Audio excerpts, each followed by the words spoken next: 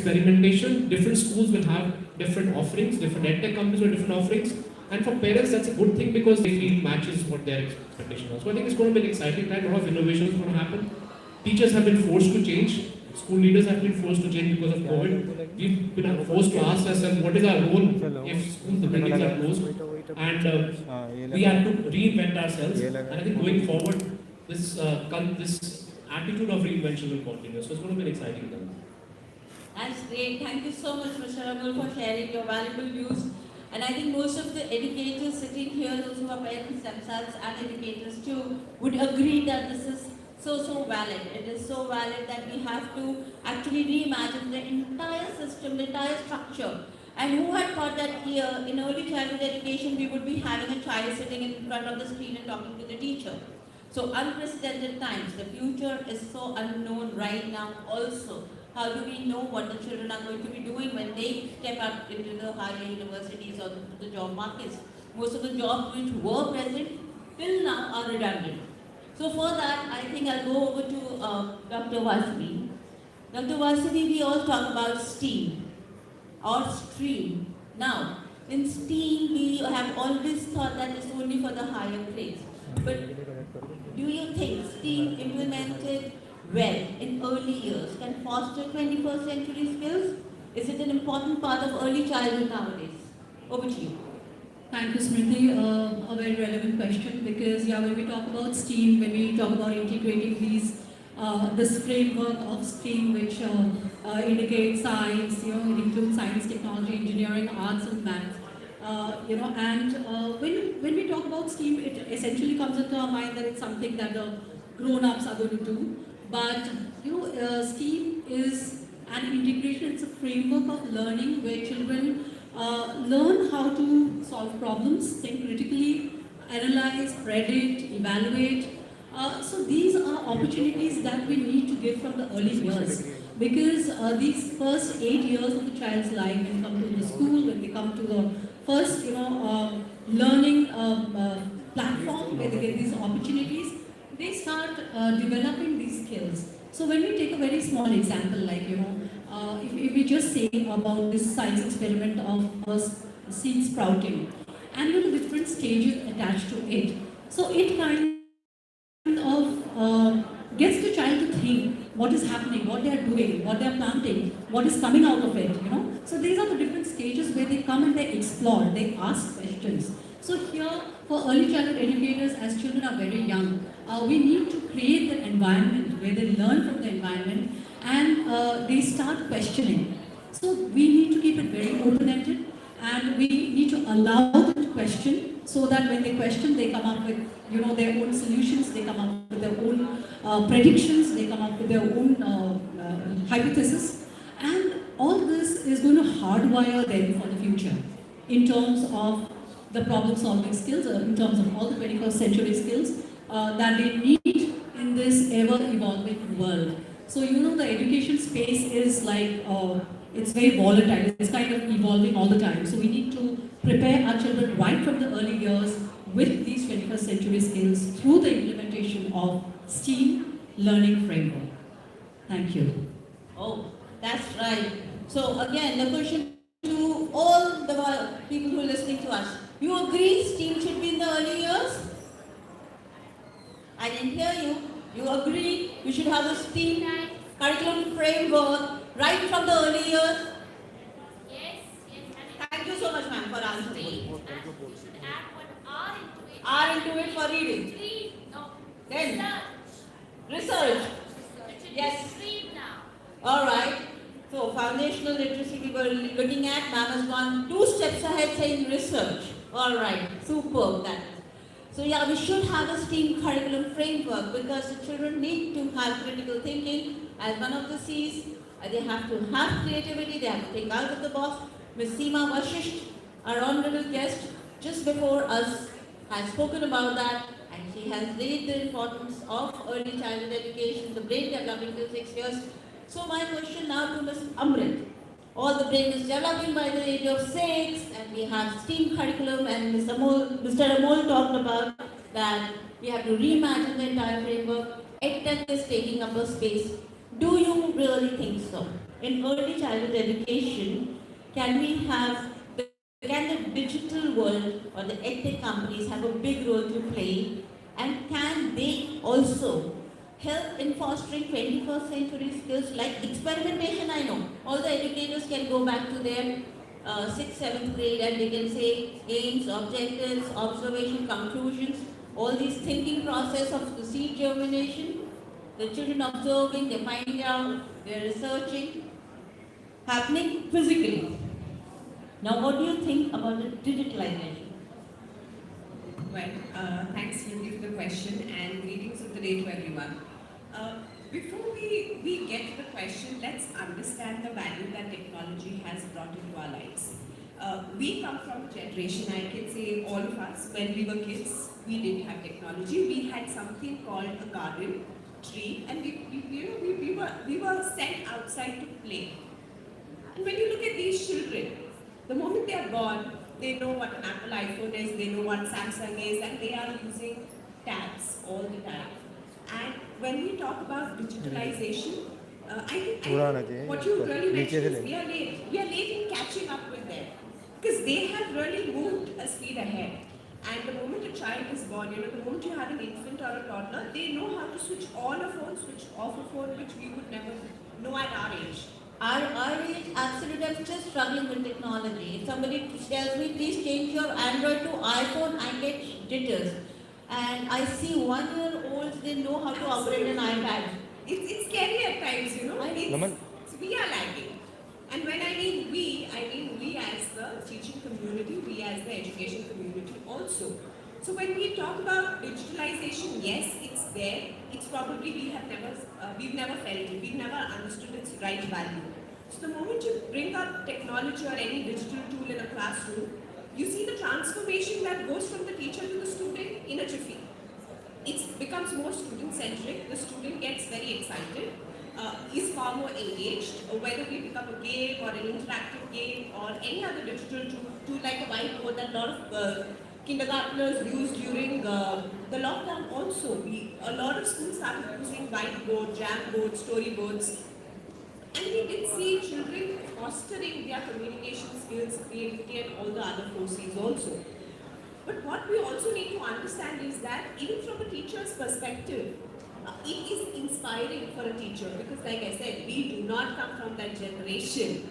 And it is not only inspiring for us, but it also helps us as the education community to understand how to foster these 4 C's in younger students who come from a generation of digitalization. Apart from that, we have different learners in the classroom. It caters to all kinds of learners in the classroom. And moreover, what happens is, what I really like about digitalization is that it's paperless. We are teaching them a very big thing about, we talk about safe trees, safe environment. Let's go paperless, right? You get to go paperless at some extent. So you're saving the environment and it becomes highly eco-friendly. Another thing what happens is that we also talk about Waldorf education, about the head, heart, right? We've been hearing these 3 words, the head, the heart, the hand. Digitalization gives you that. But the real question comes is, how much is too much? And that is where what we need to monitor.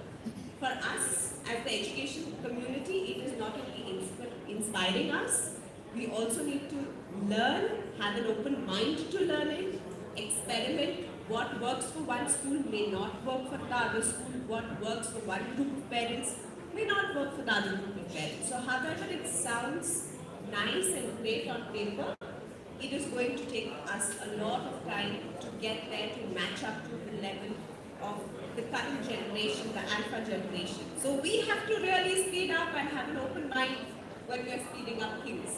So that's all that I would like to say. And thank you so much for this wonderful question. Oh, thank you so much, Ms. Amrit.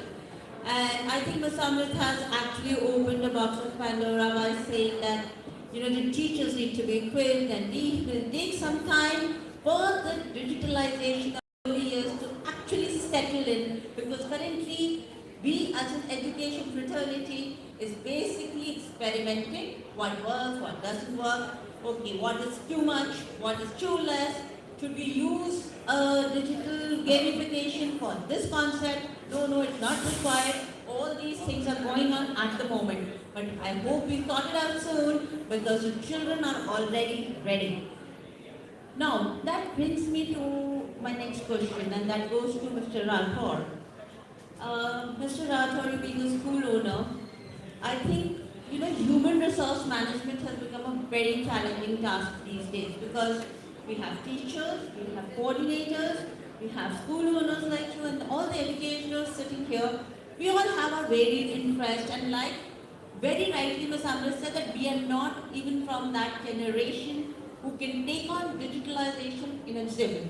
So, what do you think? How can we have CPD, which is also mentioned in NAP, and the government is doing a lot about it because they have Nishtha now, that is teacher training programs.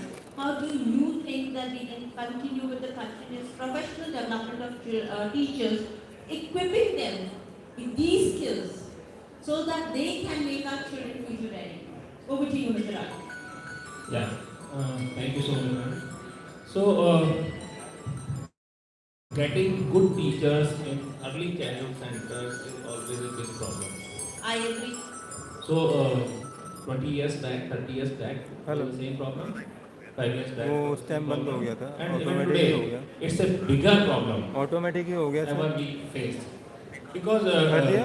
चल the, रहा है? early childhood चल रहा है sir? education is such an intensive Hello. work where, live चल रहा है sir? we have to be involved at very high level of हाँ, पहला वाला एंड हो गया। with the children. One thing. Second thing, what I have seen in last 21, more than 21 years of my involvement in early childhood education, the teachers what we have, or the girls or ladies who come to become teacher of preschools, they are never trained for the education. Most of them. And those are the girls who are waiting for the marriage to happen.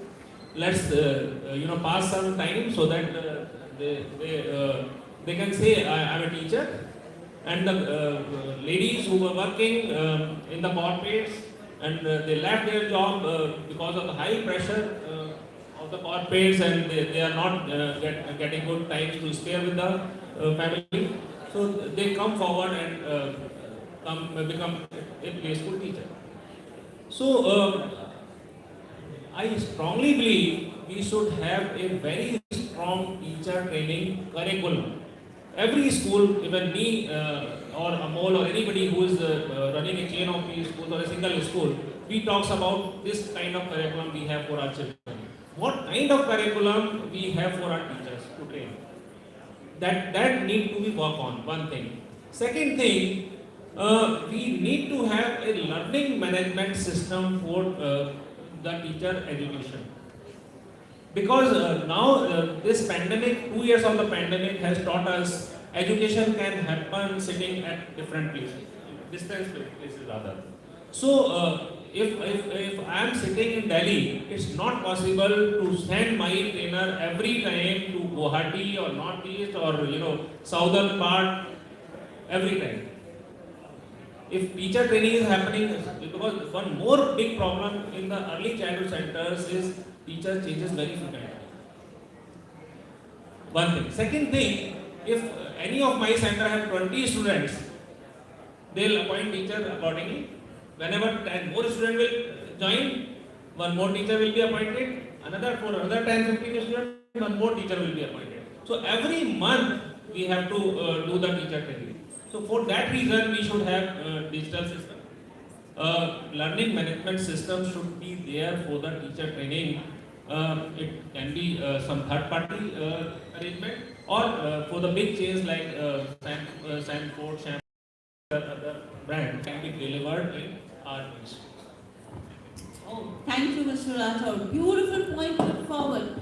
Okay, so the schools are advertising it's on the website on what kind of curriculum do they have for their children, right from play school to senior KG and even for the grade 1 onwards. But what kind of curriculum do we have for our teachers? What's the learning management system that we have incorporated in our schools to actually implement continuous training for the teachers, or even if they are leaving and joining, do we have the actual systems, the SOP in place so that one teacher gets a particular training and the next one gets a different kind of a training should not be there. Not only teachers, sir, we've also seen coordinators leaving and then the entire training only, differs. There's a new school head and the direct training differs. So let's have a learning management system. Coming to you, Mr. Chirag. Now, physical distancing and digitalization.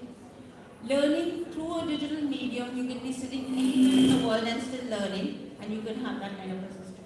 Now, children have been going through that for the past 2 years since the pandemic struck. Do you think the value system, the ethics, the social systems, the communication, the empathy, the kindness, to feel for one another has gone down because of this digitalization and social distancing and learning through screens? Because I think screens are not giving you that kind of values which a teacher could have done in a real life situation or physically. So what's your take on that? A very good morning to everyone present here. Yes, of course, the pandemic, the entire COVID situation has really, taken the entire education system with a revolution. I mean, everything has changed. It's not the same that it used to be some years ago. So, yes, online education came in. We never expected that children in the earliest years, say a 2-year-old child sitting in front of a laptop screen talking to a person who he doesn't even know that exists, and education will be taken forward in that way. We never expected. So changes have come in. Things have got transformed, in a big manner. Of course, this is the positive side of it. But the negative side, yes, what you rightly mentioned, was the social interaction. So in the early years, so why do we call preschools as play schools? It's a place where children are supposed to meet with each other, learn from each other, socialize, connect with each other. That's the whole essence of a preschool. But due to the online education, due to distance learning, due to various forms of technology which have come in during the pandemic, which have been explored widely across various early childhood education institutions, yes, this has been hampered, this has been affected. And we have seen that the mental health quotient of a child is somewhere also affected because of this particular thing. Children, in fact, in one of my own branches, we had this instance wherein there was this one child, and on the first day when the school just reopened, the child came, he saw a teacher, and this was the same teacher who we used to be along with in the online classes since the last 2 odd years. And when he saw the child, actually didn't believe that, okay, this person actually exists. He thought it was a person who comes on screen, maybe just like a cartoon character or maybe any other character that we see on the video. And when he actually saw the teacher in reality, he was shocked, okay, this person actually is there. So this is something that needs to be addressed by educational institutions. We need to look into it, wherein there is a lot of distance which has got created over a period of time between children and also, see, COVID has taught us one more very, very important thing, that is the value of people, as I call it as. During COVID, people who were affected, we were not able to take care of them, we were not able to see people, we were not able to interact with anybody. We as adults, we used to have so much of frustration during COVID, right? So imagine about those little children who are, in the age group of say 2, 3, 4, 5 years. What kind of a trauma that they might be going through? They're not able to express it though, but yeah, it's been a big trauma for them. Not seeing, not going out, not playing. It's equivalent to not eating food for any other human being. So playing is something which is very, very important. Interacting at the early years is very, very important. So all these things yes, the children have definitely missed upon, but so far so good. The pandemic currently is, dying down slowly, and we are able to see schools reopening. We are able to see that children are coming back with full enthusiasm. Children are actually enjoying it now, and of course, the parents have also realized the value of schools. So that's something which, on a lighter note, yes, the parents have realized the value of preschools, the value of the entire education system, the teachers, and yes, that's my say on this. All right, thank you so much, Mr. Chirag. So, of course, like I said, there are a lot of things, there are a lot of terms. There's a term for flexibility, like if I talk about flips in 21st century skills, so FLIPS, and then I talk about INT, and then I talk about 4Cs, and then a parent would turn back and ask me, Ms. Smriti, are you kidding me? My child is 3 years old. So, so all these words, the terminologies, can be actually implemented in an early childhood education center. I hate to call them preschools. They're not preparing them for school, we're preparing them for life. So please, I would say it's an early childhood education center, or you can call it a play school, because we prefer learning, experiential, hands-on learning, and we want our teachers and our play schools to give them a lot of love, care, along with fostering those 21st century skills. So from my eminent panelists now, I'm going to have one last question that they're all going to give you one strategy that they feel can actually, practically, at the ground level, work with teachers to implement and foster 21st century skills in all the early years, children between the age of 2 to 8. I'll say 8 because I'm taking the consideration of NEP into account, that is the foundational stage, the first 5 years. So, anyone can go first, whoever has a strategy. We talk a lot, no? Let's see if we can also give you some kind of pointers that you take home. I wouldn't say a strategy, exactly like a strategy, but I would like all teachers and educators, edu leaders to have an open mind. I think that's very important. When we talk about digitalization, we don't come from this generation, so it's taking us a longer time. I'm not saying that it's not there, it's working. All we need is have an open mind to ensure, open mind and patience to ensure that we're getting there. I would say the educators need to work as co-researchers with children, and they need to have the enthusiasm to implement the scheme or these practices so that children develop 21st century skills. And I think enthusiasm is the root of it, because with early years, the teachers need to have that spirit. They need to keep that eye. I think I would say just bring more joy into the classroom, whether it's happiness for teachers. And we focus on children having fun. I think teachers also need to have fun.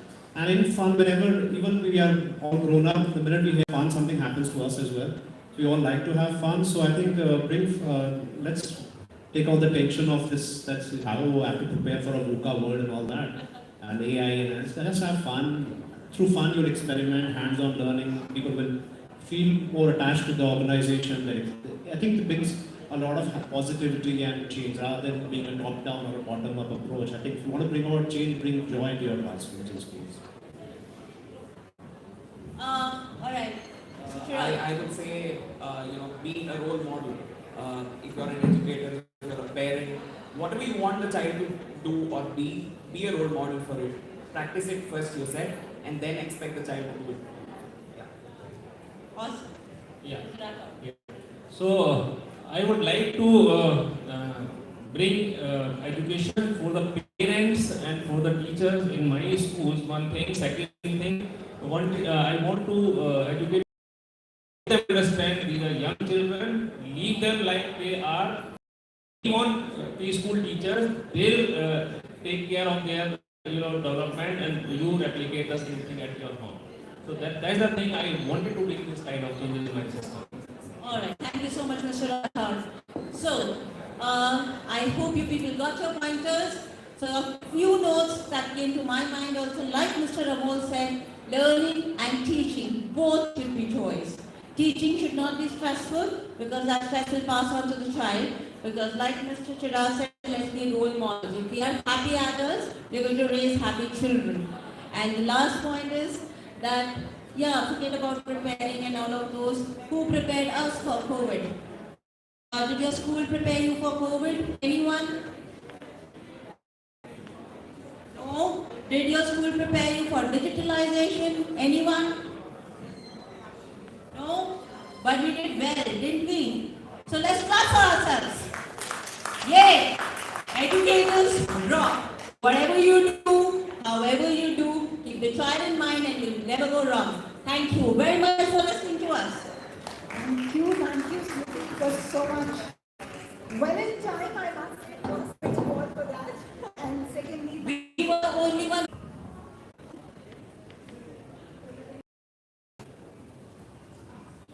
See? Stress. No stress. This is how the teachers feel when we pressurize them to complete a curriculum on a related time.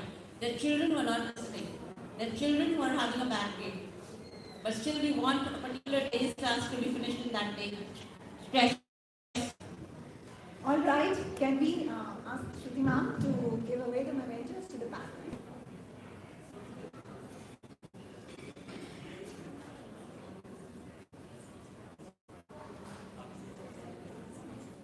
Mr. S.K. Rathod.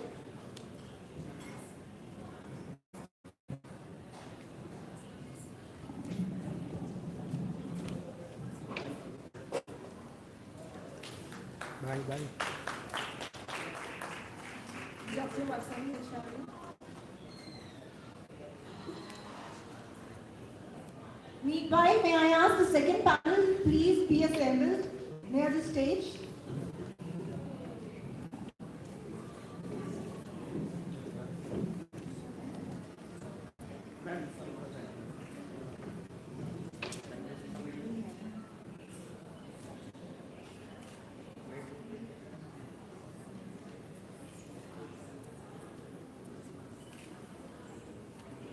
Next, we have a presentation by Smart Tales ये हमारे इससे by connect Mr. Swaminathan. Wifi connect है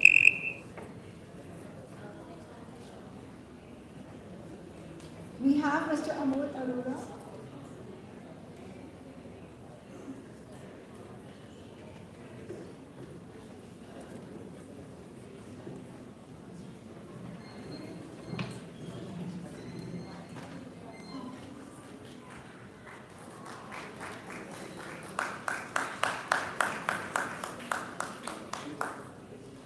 Ms. Amrit Nagpal.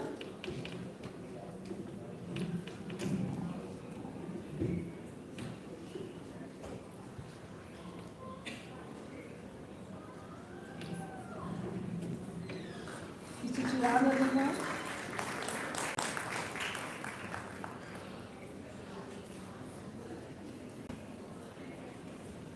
Mr. Chirag Agarwal.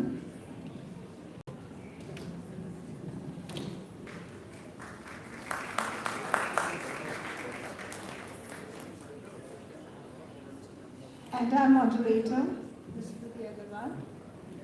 May I also ask Mr. Nandan Singh to be on the stage and give away the trophies.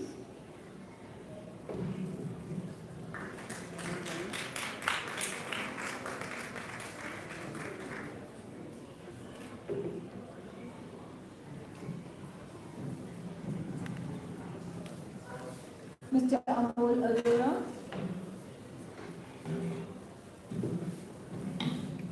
These trophies are specially done by Mr. Gunandar Singh. Mr. Singh, could you please come up here for the photograph? Mr. Gunandar Singh. Thank you. Dr. Rasa Gulshana.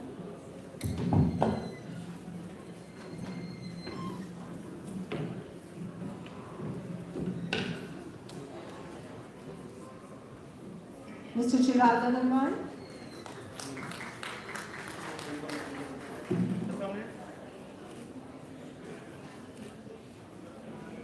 Mr. S.K. Rathore.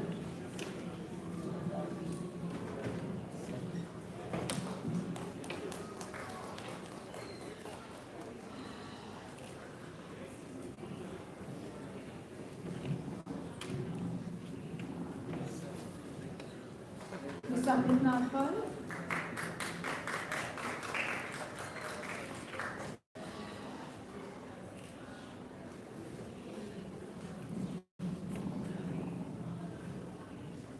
Ms. Amrit Nagpal.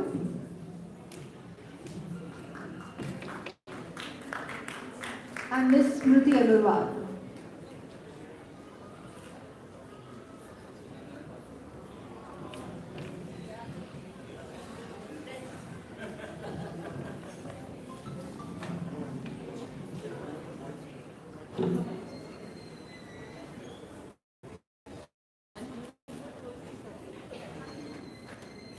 Thank you so much, sir. Thank you, panel. It was a lovely discussion.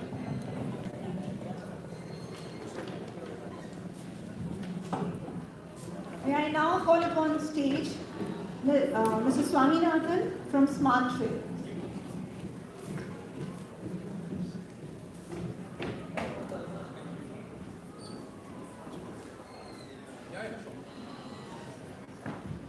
A very good morning, everyone. I hope you're settling down and with a lot of people on the back. My name is Swaminathan. I'm the co-founder and CEO of this company called Smart Trade. And what we offer on the table is decision science for the educators. So I just have 5 minutes, a presentation normally that we do for about an hour. So I'll try to package it as quick as possible and probably make it into a teaching. So what do? We have a product called as Deep Grade, and in one single line, what it does, it uses artificial intelligence and it grades the descriptive answers of students. So we've all heard about the objective answers being graded and then we know in the learning gaps and so on and so forth. So what we do here is very specifically grade the descriptive answers of students. So we extract the handwriting and grade them. And then what do you get out of this? Very simple. Let's assume that Deep Grade is going to grade the answers of students. What you get out of this is very simply is decision science. Meaning you will be able to know what child, which class, how the whole class is performed, on which subject, which topic, and what is the overall learning gap that is actually there. And using that, you would be able to make decisions in terms of, hey, should I reteach this lesson? Go ahead and say, for instance, conduct a remedial class, or should I use a different methodology? All of these details is something you actually get out of Deep Grade. So how does this whole thing happen is in the following process flow.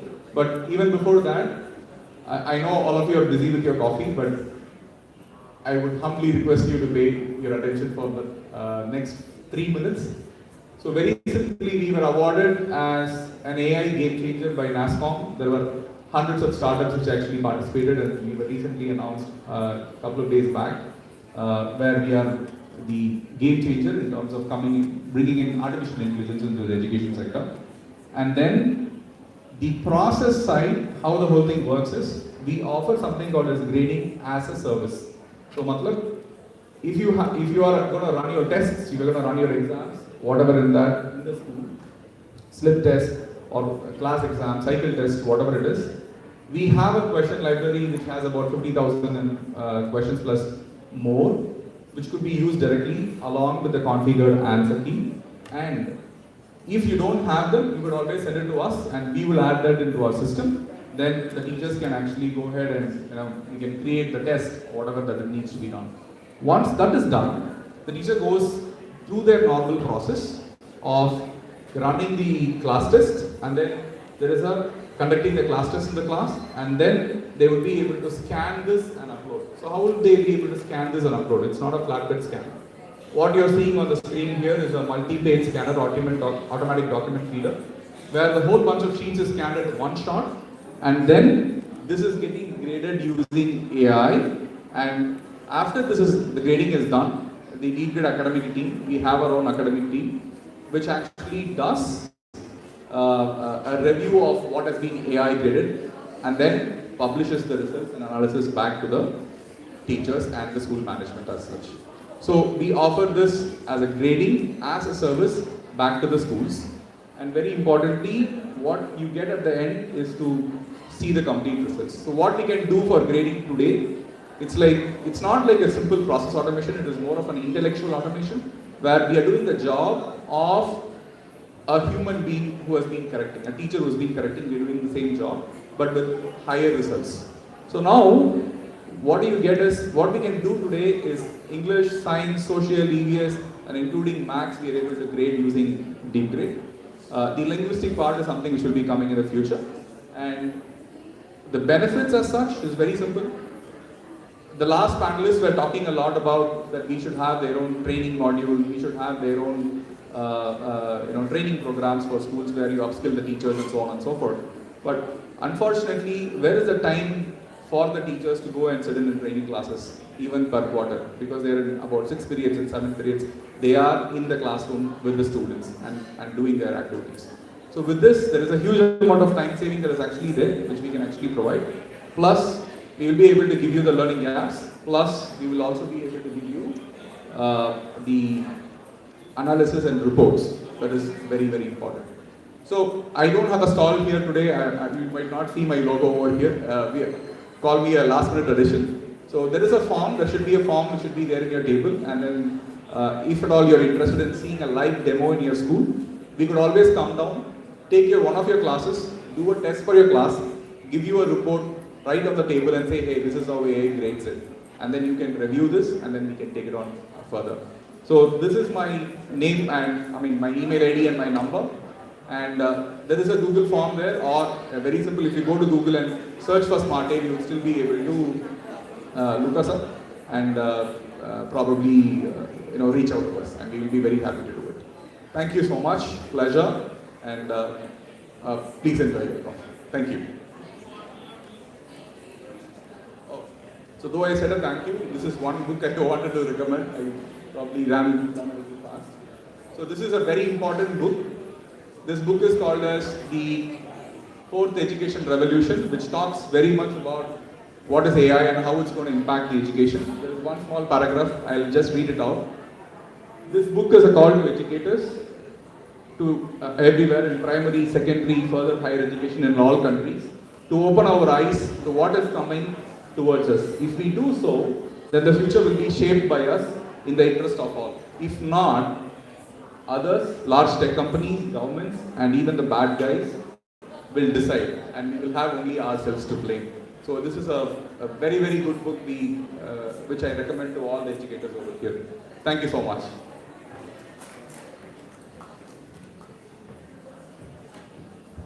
Thank you. We have our next presentation by Parenting ORB.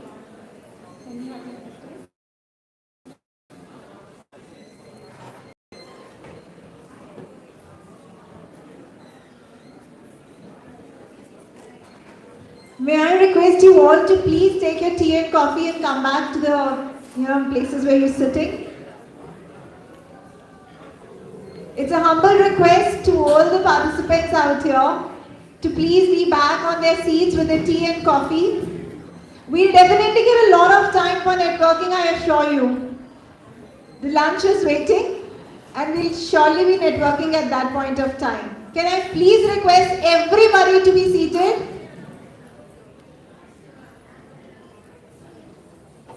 All those people who I can see near the tea stall, the coffee stall, could I please request you to take your tea and coffee and be seated, please?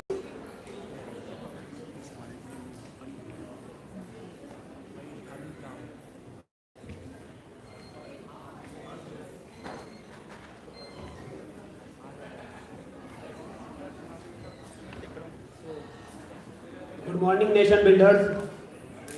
I hope आप ये नहीं सोचेंगे कि मैंने आपको nation builders क्यों बोला, क्योंकि आई थिंक हम डायरेक्टली और इनडायरेक्टली सभी बच्चों के डेवलपमेंट से रिलेटेड हैं, और एक बच्चे का डेवलपमेंट ही हमारे नेशन का डेवलपमेंट है। तो जो अभी डिस्कशन हुआ उसको मैं कंटिन्यू करते हुए, जो डिस्कशन था फॉस्टरिंग 21st सेंचुरी स्किल्स, उसमें मैं एक स्किल ऐड करना चाहूँगा, वो है पेरेंटिंग एजुकेशन। मुझे ऐसा लगता है कि 21st सेंचुरी में हम स्कूल्स को पेरेंटिंग एजुकेशन में इंक्लूड करनी चाहिए अपने कैरिकुलम में। उसके अलावा my name is Omkar and I am the founder and I am on a mission for normalizing parenting education worldwide. और अगर मैं यहाँ पे अभी थोड़ा कम कॉन्फिडेंट लग रहा हूँ या ढंग से नहीं बोल पा रहा तो उसके लिए आई एम सॉरी। ये भी एक बहुत बड़ा रीज़न है कि मैंने पेरेंटिंग ऑफ स्कूल स्टार्ट किया। काफ़ी टाइम मुझे अपनी लाइफ में ऐसा लगा कि बहुत सारी ऐसी चीज़ें थी जो मेरे चाइल्ड डेवलपमेंट के टाइम पे डिस्कवर की जा सकती थी और उतनी ज़्यादा गाइडेंस नहीं थी जो भी मुझे गाइड कर रहे थे। तो इस रीज़न की वजह से भी पेरेंटिंग ऑफ स्टार्ट हुआ है। उसके अलावा तो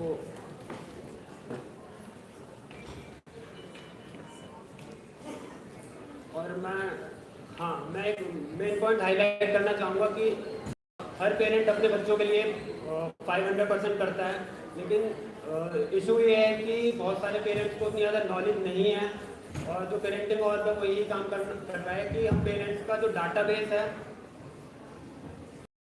जो पेरेंट्स का डाटाबेस है वो हम उसे बढ़ाना चाहते हैं, उन्हें प्रॉपर गाइडेंस देते।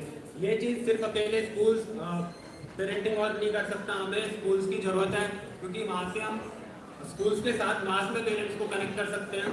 और जैसे कि अभी जो चल रहा है कि पेरेंट्स उतना ज़्यादा इन्वॉल्व नहीं होते शायद और बहुत सी एक्टिविटीज़ वगैरह स्कूल कराते हैं लेकिन उसमें भी उतना ज़्यादा नहीं आ पाते, लेकिन हमें ऐसा लगता है कि हमें चेंज करने की ज़रूरत है। अगर 100% कोई बच्चा पढ़ रहा है तो हमें 1 या 2% पेरेंट्स को भी कुछ नॉलेज देने की ज़रूरत है। उसके लिए हमारे पास कुछ एक पैकेज है जो हम पेरेंटिंग और का पैकेज है हम स्कूल में इंक्लूड कराना चाहते हैं। तो एक चीज़ मैं और ऐड करना चाहूँगा कि पहले स्कूलों में जैसे सिर्फ एकेडमिक्स की बात होती थी। किसी स्कूल ने स्टार्ट किया कि मेरे को कॉम्पिटिटिव है तो मैं आगे एक्स्ट्रा कैरिकुलर एक्टिविटीज कराता हूँ, गेम्स कराता हूँ, बाकी स्कूलों ने भी उसको स्टार्ट किया। इसी तरह से मुझे लगता है कि हमारी जो आगे वाली जनरेशन आने वाली है, जो आगे स्कूलों का टाइम आने वाला है, वहाँ पे सब एक्स्ट्रा कैरिकुलर एक्टिविटीज़ और बहुत सारे गेम्स और एडिशनल एक्टिविटीज़ करा रहे हैं, लेकिन हम पेरेंटिंग भी उसमें इंक्लूड करना चाहिए हमें। तो यही मेरा पॉइंट था। उसके अलावा कि हमारे यहाँ पे पैनल है और किसी को कोई भी डाउट हो या कोई भी क्वेश्चन हो कि हम ये कैसे इंक्लूड कर सकते हैं, इसके क्या बेनिफिट्स रहेंगे, वो वहाँ पे आपके साथ बात करने को रेडी है। Thank you very much.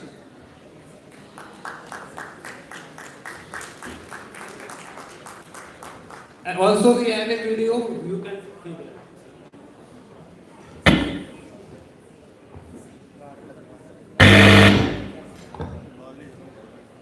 We have our next presentation by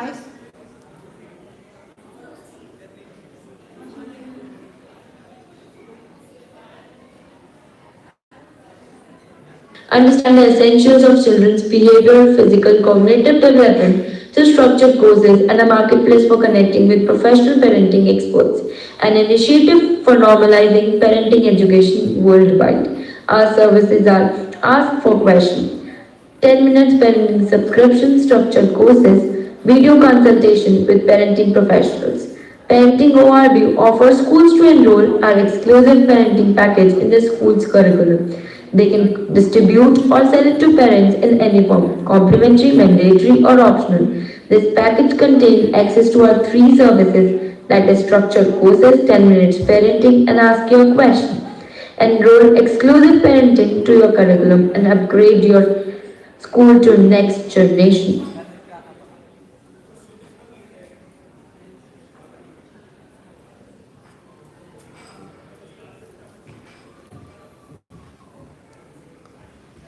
we have our next presentation by Scudos.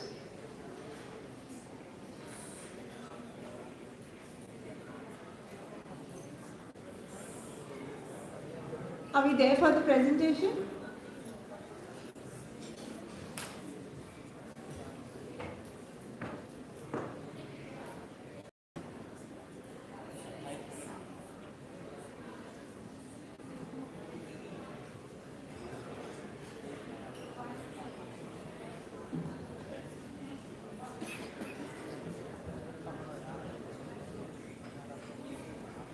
Hello.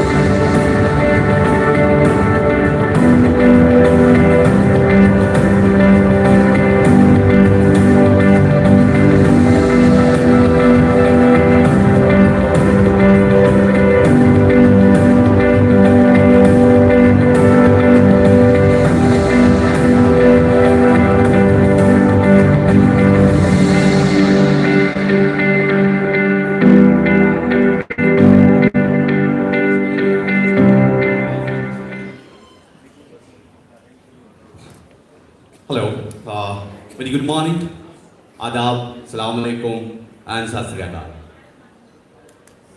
तहे दिल से सबका शुक्रगुजार हूँ और सारी ऑडियंस का। कुछ लोग अभी भी चाय में बिजी है या फिर मीडिया इवेंट्स के लिए। सबसे गुजारिश है बस 2 पल हमारे साथ भी बिता दीजिए प्लीज, जितने भी पीछे बैठे हैं बस 2 minute. My name is Asif and I'm the Vice President of Scudos. You can say Scudos Mart, Scubas, Cellin. But what I felt, शायद हम थक गए हैं मार्केटिंग से।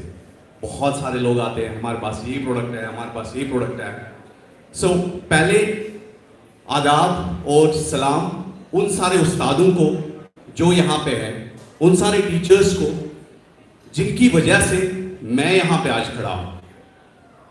तहे दिल से शुक्रिया अदा करना चाहता हूँ उन सारे टीचर्स का जिन्होंने हमें इस मकाम तक पहुँचाया कि हम आज आपके सामने 2 शब्द बोल सकते हैं। ये वो उस्ताद है जो एक इंसान को जब वो बोल नहीं पाता है, हाथ पकड़ के उसे बोलना सिखाता है, चलना सिखाता है, अदब और आदाब सिखाता है। सलाम है आप लोगों को। Thank you so much. Before going ahead, just मैं अभी बात कर रहा था कि marketing and all these things की। कोविड ने हमें एक चीज तो बहुत अच्छे से सिखाया, जो बच्चों को रोकते थे मोबाइल यूज करने से, उन्हें बड़े बड़े मोबाइल लाके दे दिए, राइट। और उसके अलावा हाँ, अगर इसमें सबसे ज्यादा परेशान रहा वो थे पेरेंट्स। तब उन्हें समझ में आया कि टीचर क्या झेलता है हमारे बच्चे का, राइट। बस ये कोशिश करते थे कोचे गली में किसी कमरे में भी कहीं कोई पढ़ाता हो ना, भाई भेज दो इनको प्लीज, ठीक है। उन्हें एहसास हो गया कि वाकई में उसके बाद से लैंग्वेज ही चेंज हो गई सारे पेरेंट्स की। अरे सर आप कैसे हैं, कब से स्कूल खुल जाएंगे, हम अपने बच्चों को भेज दें वहां पे, right. But really like hats off to all the teachers who are doing the brilliant job and unstoppable. Covid था, ये आगे थे। उसके अलावा कोई भी कंट्री में या किसी भी देश में, किसी भी एरिया में कभी भी कुछ भी परेशानी हो, हमेशा टीचर को आगे बुलाया जाता है। कोई फैसला हो, यार गांव में देखो कौन सा टीचर है, उनको बुलाओ, वो फैसला कर लेंगे। He is educator and when we are talking about the education, yes, so we keep something different. आखिर आप लोग भी इंसान हैं, टीचर भी तो इंसान है ना। पूरा दिन सुबह निकलते स्कूल, उसके बाद टीचर पेरेंट्स का सुन लो, उसके बाद मैनेजमेंट का सुन लो, उसके बाद अदर थिंग्स, और फिर वापस घर। No, now we came up with the relaxing time. We have a sailing, let's come with us, you have a time, we have a plan. Let's sit somewhere.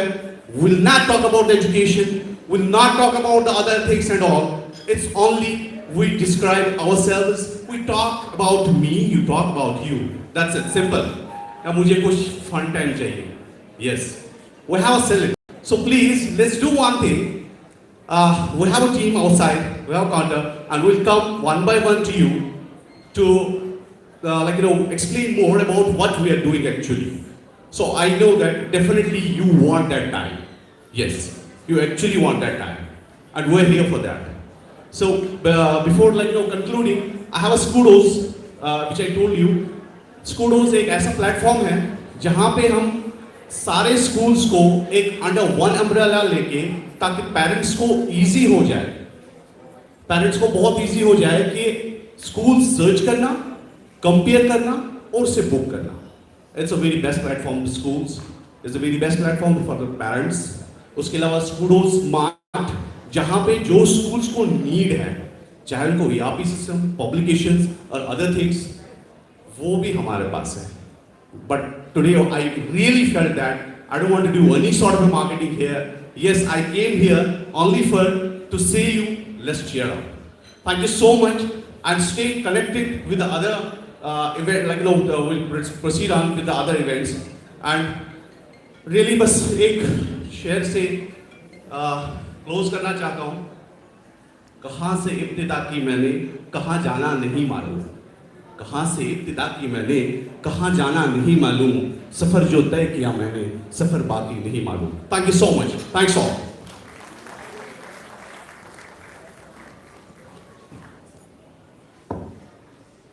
Don't worry, बस click on schools.com.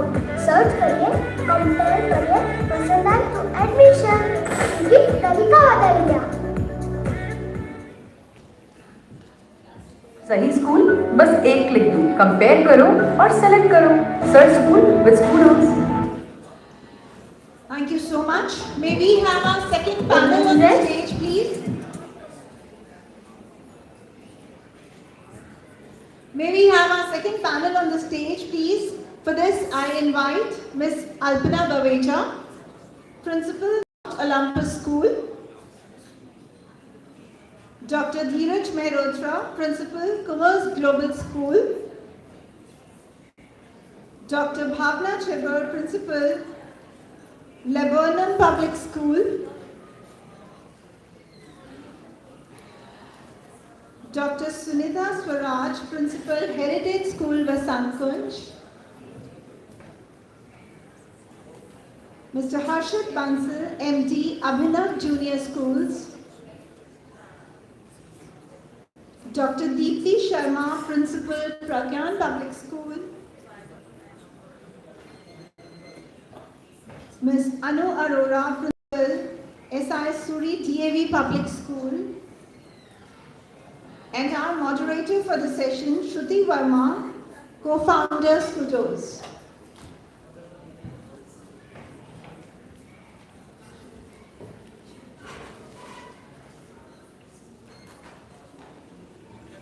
We need a chair on the stage, please.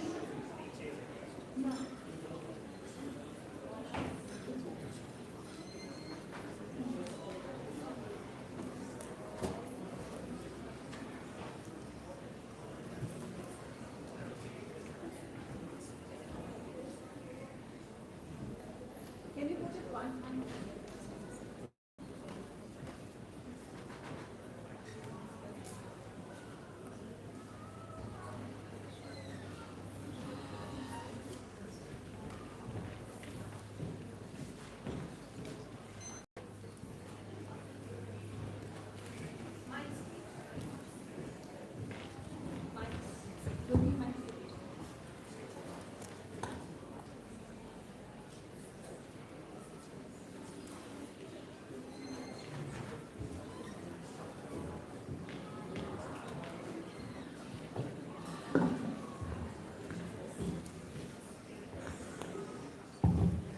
Hi, good morning everybody.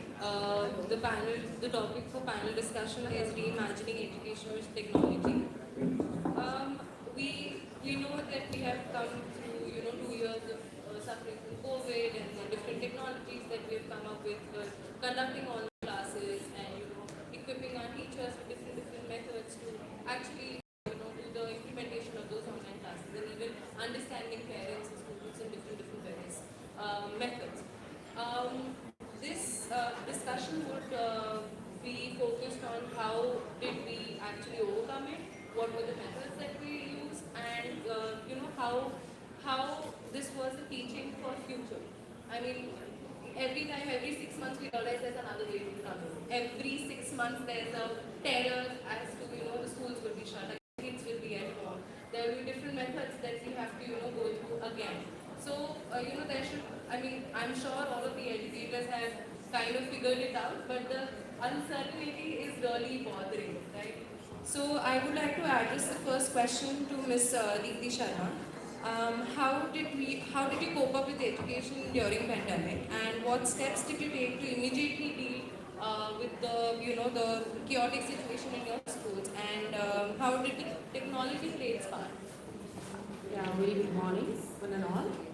So, as you know that every problem comes with a solution, and every challenge comes with an opportunity. And we all, the principals, are known as a futuristic leader or visionary leader. So when I'm just reminding my the days when COVID is about to enter in the India. So in the month of February, we are just listening that all over the world is facing the trouble, facing the COVID pandemic. And in the month of March, it is about entered in India as well. Cases are coming in India as well.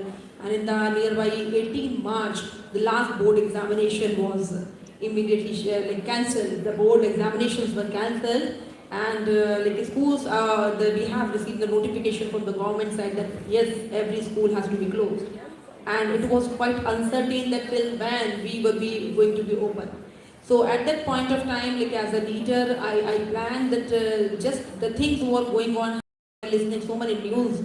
So we started our the trainings for our teachers immediately, and yes, the technology was the only way at that point of time. And we at that point of time, if I am just thinking for even for India, and my school is in semi-urban area. So at in my area, the teachers are not very well versed at that point of time in the technology. So we have given them proper training. We teach them how to take online classes, Zoom, Meet, and at that team, and how to make the Google form for the assessment part, how to use different things, and even because of that training part, it happens that when the Prime Minister Mr. Modi ji was declaring the complete lockdown for a month, the teachers, I have started my online school before one day before that. So we were well planned, that's why we have started the complete school in the online mode, and we have started with the Google Classroom. We have just shifted the complete classes. We made all the emails of all the school students, and we have shifted complete school on the LMS platform of Google Classroom. And what kind of departments we have in the physical mode, we have all the departments there in the classroom, the folders we have made, classes we have made in that way. And till now it is working in a blended mode. We have not left that, because we cannot say when again we can face that situation. And if I am just reminding, so continuous trainings we have given to the teachers, and it was a day and night struggle. The teachers was working in the night even. They are just calling us. We are giving them so many trainings. They have just learned how to use Kahoot, live worksheets, how to use the Goggle, mind maps, and so many visuals are there. So and even when I'm coming to the student parts, so they are just connecting the teacher that without presence of physical presence of teacher, how they can connect to the teacher. And if I'm coming to the assessment part, yes, for the parents, when we started the first assessment, so first of all I have just taken a virtual meeting with the parents and just give them assurance that yes, we can organize assessment in the online mode as well without any physical mode, but I need your support.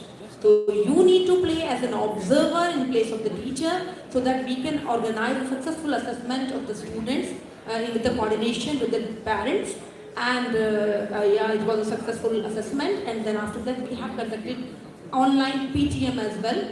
And if I just move forward, so then we have organized online so many post-scholastic activities and debate, dance, drama, so many competitions we have organized Like a collaboration online. between teachers, and Yes. supervisors, and parents and Yes. students, of course. I mean, without them, how Yeah, could we definitely. proceed? Thank you. Really commendable. Thank you so much. I would like to, so this will be like an open-ended discussion, how we discuss. What were the challenges you faced while turning down your notes to the online platform and deciding what ways of teaching? I mean, if you could answer. Mr. Thilo? Sir. Oh. Go ahead, sir. Okay, I'm Dr. Dheeraj Malhotra. Well, the discussion what ma'am forwarded included about what we had the past, how we converted into, becoming a teacher to a digital teacher and to be an invisible teacher and what not. So I think the past was very scary, and somehow now we could manage that. Even the stakeholders were not prepared for it. The teachers were not prepared for it. The heads of schools, the owners. So it was just the unpreparedness, and we had risk our time, I would say, but we could manage somehow. And even the boards, the CBSEs came out with different planning and executed it well in time. But now, yes, of course, looking forward with this particular experience, I think each and every teacher, as the other speakers also talked about since morning, the preparedness and the new way of teaching has come up, which was never taught in any B.Ed classes. The preparedness through digital preface has come to the limelight. And yes, teachers can do teaching in any odd or even situation. That's also proved now. And above all, the teacher's reputation will always be recognized and their importance will always be recognized, because the standalone digital preface was not enough and the teachers were required. So that was a recognition given to the educators that yes, without you, the children will not learn, and that happened. So henceforth, we used all the wonderful platforms which we never ever heard of. Probably I, being from the computer science world as well, I only knew about Skype for all the long years, but it came out to be so many of them, and we could possibly, make use of them in normal trend also. So even when the times are now fine, I even make it a point to have a Zoom meet based weekly meeting with my teachers every Monday, maybe 4 to 5, so that we are continuing that preface of Connect. And yes, that's the best way. No teacher wants to stay back 1 hour extra. But at the comfort of homes, of course, everyone would be with sipping a cup of tea. So that's a good way, the good learning we are through. And as educators, as heads of schools, I believe we are going to be going a long way to deliberating the very aspect of delivering quality education to the masses. Thank you.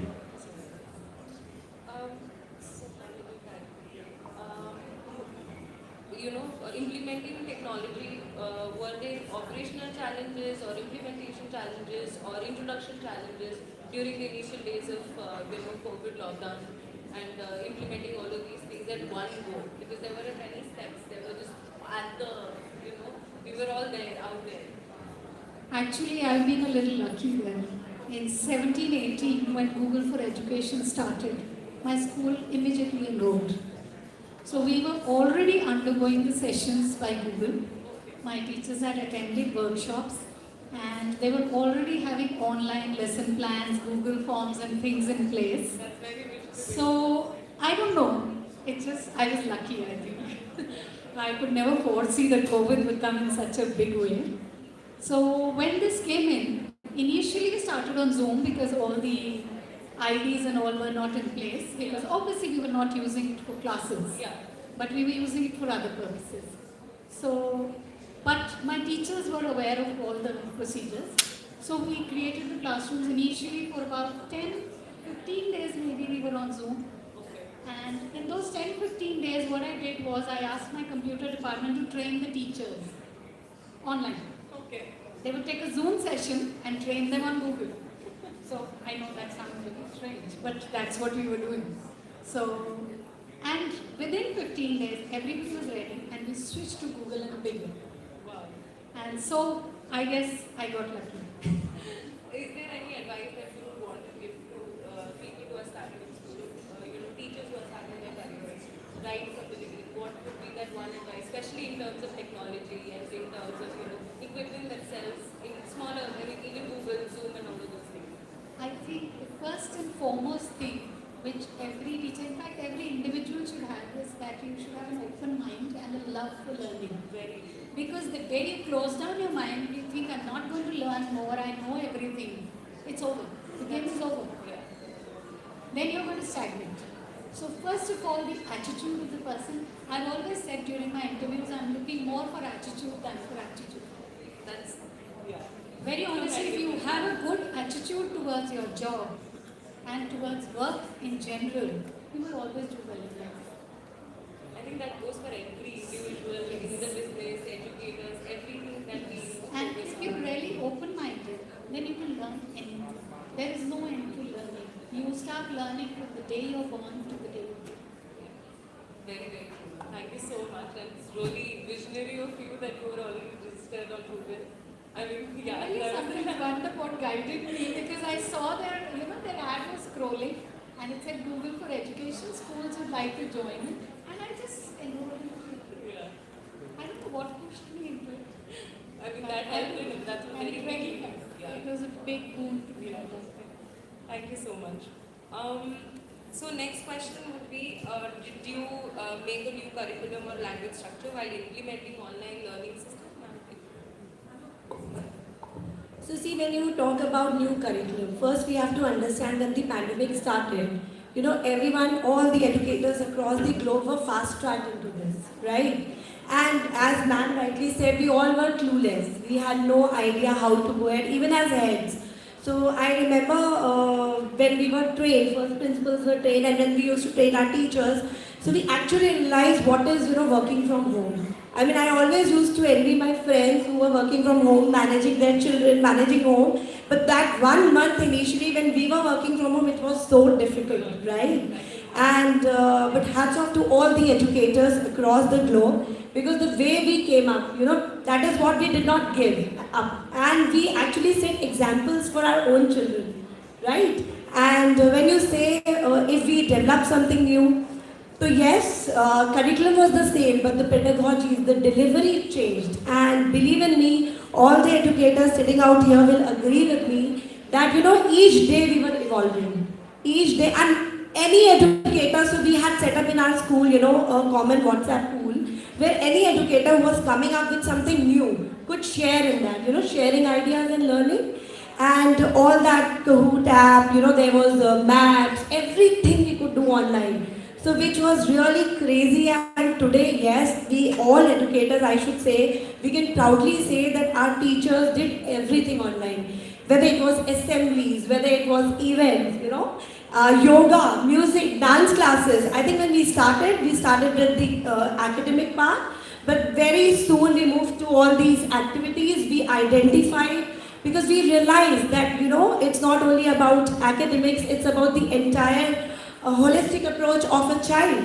And we did everything, you name a thing, and we did it. In fact, I would like to share here, because social and emotional learning was impacting, and a lot of parents were sharing with us, children were confined to their rooms, they were not moving out.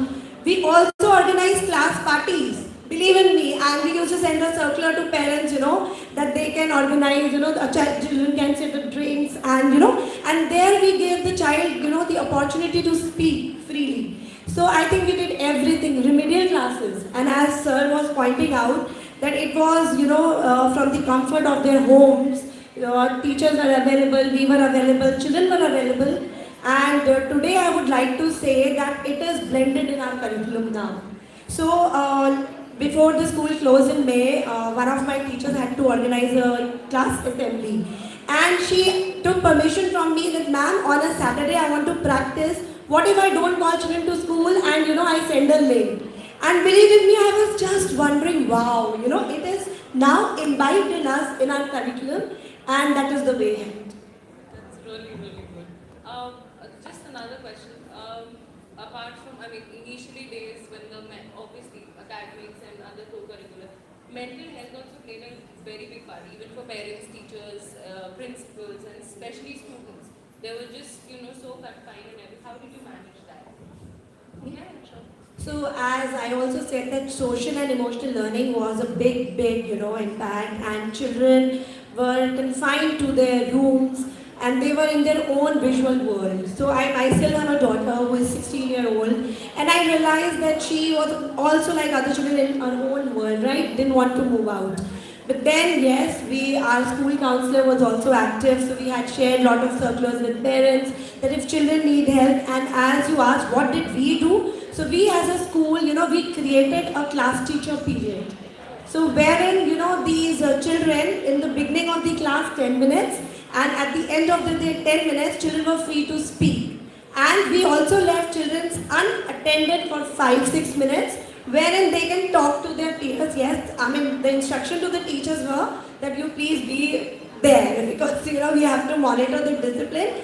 But yes, we gave them that free time of 5, 6, 7 minutes where daily they can talk to their friends. So I think yes, so we promoted discussions, interactions, and we also organized a lot of things, like you would have heard a lot of children were watching movies together. right? So we did organize such events also at school level, where we used to send the circular to the parents and we used to have a connect for the children. So I think we tried to manage it, but all said and done, a classroom scenario can never change. So I remember of this movie Top Gun Maverick, if you all have seen it, the latest movie. So it says that unmanned vehicles, his boss was saying unmanned vehicles are in, but Maverick said not yet. So I would say not yet, teachers are still very, very important. Very much. How does it feel about online teaching methods and direct teaching methods? Ma'am, Alpana. Sorry. So, I think you answered that question also. If somebody could take it up. So, online teaching methods and direct teaching methods, what were the major differences there? Like, what were the challenges that you as a school faced in direct? I think online was absolutely terrible. Offline is more terrible. So I would really like to say that we all are really privileged lot who are sitting here. हम सब बड़े बेहतरीन जगह में हैं, whereas the country that we belong to, हम शायद बहुत छोटा सा कतरा है उनके, and we've been really blessed. ये हमारा जो struggle हम बोल रहे हैं ना कि offline से online जाने में बड़ा struggle आया, मेरे ख्याल से ये कोई struggle नहीं है इस देश का. इस देश में बड़े भारी struggles हैं, wherein a child doesn't have a place to sit in a class. That's the kind of country that we belong to. So offline में जब हम वापस आए हैं, online में गए, initial 1 महीना लगा सबको to settle down, because we are a community जहाँ पर smart classes और ये सब बहुत पहले से चल रही है, और thanks to these people who've been really working on it कि किस तरह से हम schooling को better करें, education को ज़्यादा अच्छे से frame करें ताकि ये बच्चे बेहतरीन तरीके से सीख सकें. So we all had computers in our school, we all had all these technologies, Google Baba has been there for ages, he's been really helping us out. तो मेरे हिसाब से जब हम ऑनलाइन गए तो एक ही ट्रॉमा था कि घर में कैसे बैठेंगे, दूसरा जब हम ऑफलाइन आए तो एक ही ट्रॉमा था हम स्कूल कैसे जाएंगे. So now I think we are back to school, and it will take many years for us to really come out of it from here. Now एक बहुत important चीज़ जो मैं यहाँ बताना चाह रही हूँ कि बच्चे are so used to, बच्चे और हम लोग are so used to that laptop and phone now, and bringing them, at this point in time, talking about the pandemic and COVID struggles से ज़्यादा important है talking about the current struggles. How do we bring that child out of that phone? How do we bring that child out of that laptop? क्या हम उनको laptop allow करें? क्या हम उनको phone allow करें class में? These are the current struggles that we all are going through, and as a community, we do not have solutions to these problems. Children have been literally carrying their phones and putting them, hiding them at different places, and those are the struggles that we have today. So मैंने बहुत लोगों से सुना है कि हम allow करेंगे and all of that. See, I personally don't believe कि technology मतलब ये सब class में होना चाहिए. The children need to go back to their places, do the research work, come back. In our school we don't have row system. It's a collaborative model. 8 बच्चों का एक group है, वो आके साथ में काम करते हैं. So there is no need of really having the gadgets inside the classroom. But yes, there are certain modules that have been really figured out beautifully by a lot of companies. I think those are, and that has really mushroomed very beautifully during this time. So those are some of the modules I think we can utilize. for it to be beautiful. You know, for our children, for all of us. और यहाँ पर I think a teacher, हम as teachers I think generally मैं हमेशा बोलती हूँ and I don't know everybody likes this word, हम गधों की तरह काम करते आए हैं. So अब जब ये सब हमें मिल रहा है तो हम घोड़ों की तरह दौड़ेंगे और इस देश के जो बच्चे हैं वो अरबी घोड़ा बनेंगे और खूब बढ़िया तरीके से देश की बागडोर वो आगे ले जाए. So I hope that was the question. So thank you so much. Thank you so I much. just want to add one thing here. The thing which ma'am has just addressed. One more thing I would like to add.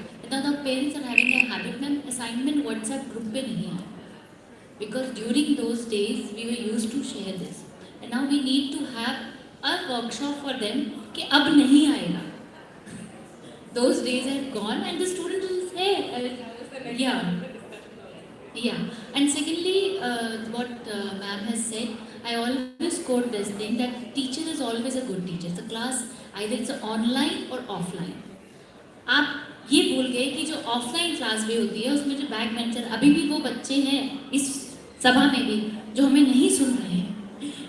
तो चाहे वो online हो चाहे वो offline हो, वो struggle being the teacher, you have to curate the resources and then you have to make a kind of an engaged lesson plan wherein each and every child could be a part of the class. Really well. So I think there was another question addressed to you that what does it take to design this new ecosystem, even coming from COVID online, then again offline, then again online. There's a lot of this online and offline that keep going on.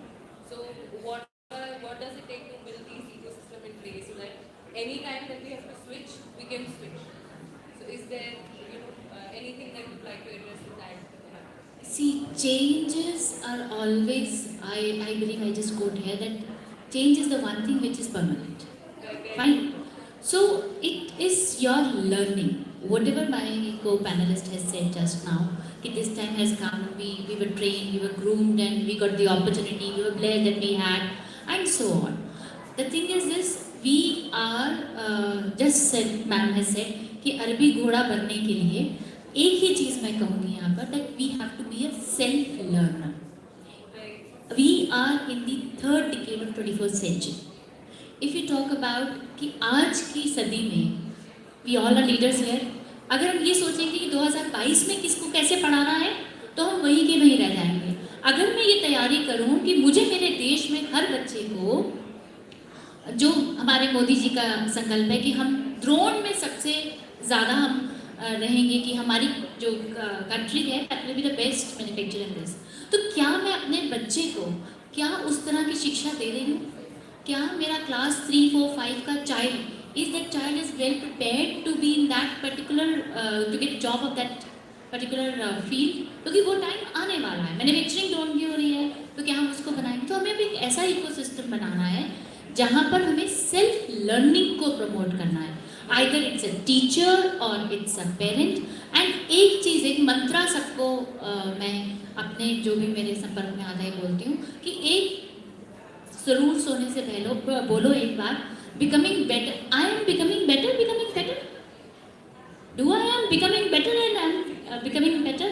और एक चीज़ जो reflection है जो हम अपने बच्चों को नहीं सिखाते हैं, एक लाइन कहना चाहूँगी, संभाल कर खुद खर्च करती हूँ खुद को दिन भर क्योंकि हर शाम एक आईना मेरा हिसाब करता है. So this is what we have to do. We have to just inculcate the habit of a reflection. SWOT analysis और reflection जब हमने अपने बच्चों को सिखा दिया, अपने educators को सिखा दिया, your problem is solved. You don't have to make a ecosystem. They'll create their own system and they'll perform anything whatever you give to them. Right. So there were any changes, specific changes how, so we are going back and forward, with COVID coming, not coming, every 6 months we are in the same, the whole aura that is being repeated. So what are the changes that are specifically seen, like, as a trend in students? So whether it was a pre-pandemic era or it's the post-pandemic era, we first of all need to understand one thing, that technology is there to assist the teacher. It was there also before COVID, it will be there also after COVID. So I think now the time has come that let's stop pressing the pedal on COVID. Let's just forget that time. Let's go forward in time. Right now also we are discussing that how we overcame that. We overcame. That's the past now. We need to dwindle upon कि अब हम क्या ऐसा करें कि अगर ये situation create होती भी है, वो हमारे अप्रैल के 15 दिन खराब ना हो जो उस शिफ्ट में खराब हुए. So what's gone is already been gone. Now अब हमें वो करना है that will help us to make that learner adaptive कि अगर वो कल को टीचर बनता है, he is the one teaching the classroom, COVID ना आके maybe कोई और something else comes. So how he is going to react to that situation? So let's leave aside and let's not press the pedal on COVID again and again. Let's forget that. It's been done. And the learning is preparedness. Anytime, anything can happen. The VUCA world of uncertainty should be in our veins, in our blood, that how we convert ourselves, flipping the other side of it. Yes, we are prepared for this. It's a rainy day. We take an umbrella, wear a raincoat. That's what the Zoom and everything is for. And then, if there is no raining, sunshine, let's enjoy the physical school. So that's the new order. Thank you. Thank you. I would also like to add that is why today everyone across is talking about skill sets. So they say that we might be changing 3-4 jobs in our generation, and our children might change 4 to 5 professions. So as you rightly said, learning has to be there, and I think we all have to agree that we are all fighters. So let the problem come and we will give the solution. So that is all, and I would also like to add in something here. I mean, as an educator, we talk a lot, so apologies if I am taking more time. So it's like when we talk about technology. So technology, cannot replace a great teacher, but a great teacher having great technology can be transformative. Yes? So that is all. Can I just add 2 more points to it? I believe that we have imbibed a hypocritical attitude. Right? Critical attitude. Covid था तो हम बच्चे को promote कर रहे थे, आप जाओ टेक्नोलॉजी की तरफ. Oh wow, AR, oh wow, now this VR, augmented reality, right? Now when the children is coming back to the school, we are talking about restricting the screen time. We are talking about उसको technology से दूर कैसे किया. So the first thing also that we need to do is we need to draw a fine line where the problem is not that the child should be allowed to bring his gadgets to the school or not. Obviously, that's not okay. I don't think that's okay for the child to bring in the school. A school should provide all those assessments and all those gadgets in the school itself, right? But वो line draw होनी चाहिए कि बच्चा घर पर भी use कर रहा है, तो कितना time वो उसको technology को use कर रहा है अपने लिए. Leaders to give that thought process. ये हमारा अब काम हो जाना चाहिए. It's rightly said, everything is a boon and bane. So I think this discussion was concluded on that. Thank you so much for this discussion. It was really, really exciting.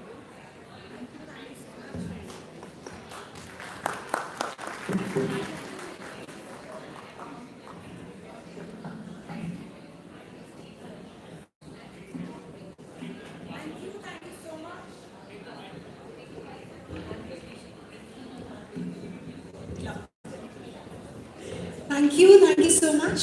It was indeed a lovely discussion. I would please request you to be on the stage for a moment. And I would like to call Mr. Ankit from Jodo. Mr. Ankit from Jodo to please do the honors.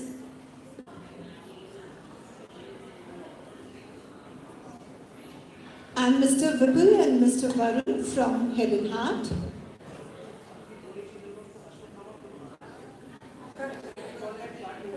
Mr. Vipul and Varun from Head and Heart to please give away the mementos to the panelists.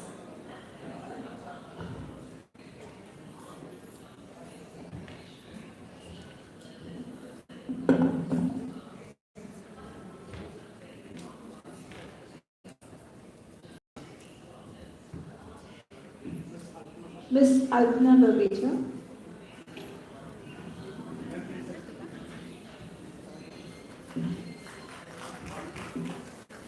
I would also request Mr. Vipul and Mr. Varun to side by side do the honors.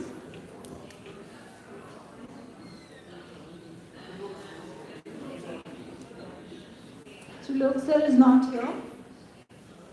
Can we have Dr. Dheeraj Mehrotra? Dr. Dheeraj Mehrotra. Dr. Bhavna Chibber.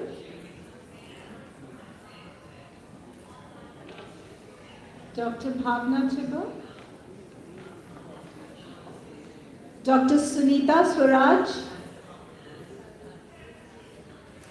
Dr. Sunita Swaraj.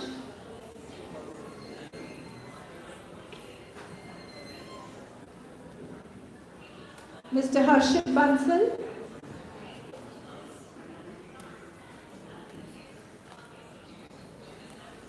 Mr. Harshit Bansal. Dr. Deepti Sharma. Dr. Deepti Sharma.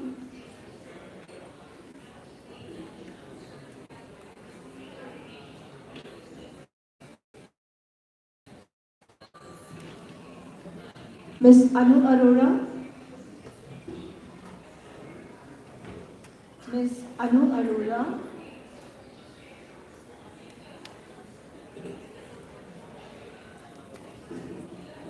And our moderator, Ms. Shruti Verma.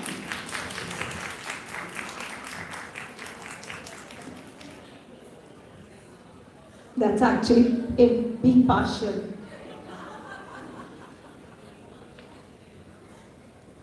Our moderator, Ms. Shruti Verma.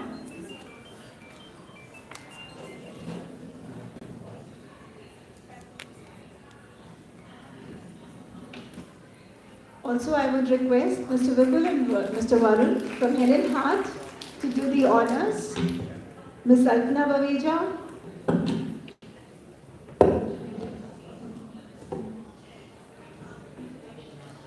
Dr. Dheeraj Mehrotra.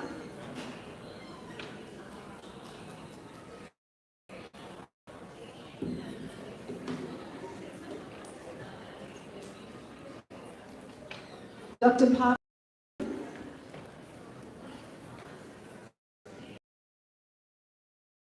Dr. Sunita Swaraj.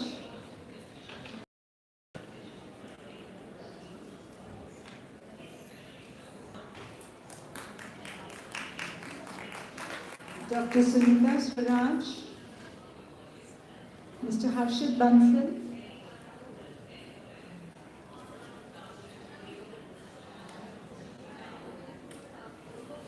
Dr. Deepti Sharma. Dr. Deepti Sharma. Ms. Anu Arora.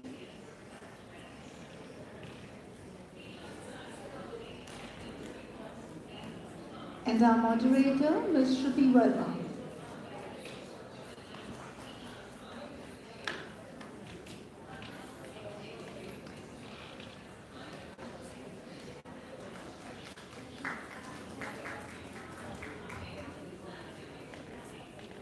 Thank you so much, panelists. It was a wonderful discussion.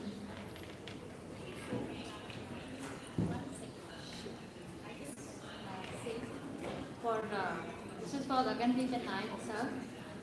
विकास के खुले आसमानों में नायक sir ध्यान दीजिएगा एक second. विकास के खुले आसमानों में चलो खुद को ले चलें. विकास के खुले आसमानों में चलो खुद को ले चलें. खुद भी तरक्की करें और देश आगे बढ़े. कुछ नया कर दिखाने की चाह लिए निकल पड़े हैं नायक जी और गगनदीप एक नई राह ले. Thank you so much.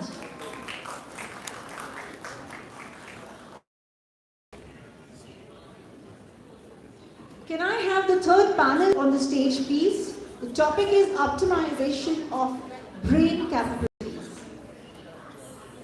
For this, I would like to invite Ms. Urmimala Sudhakar, Summerfield School, Principal, Summerfield School.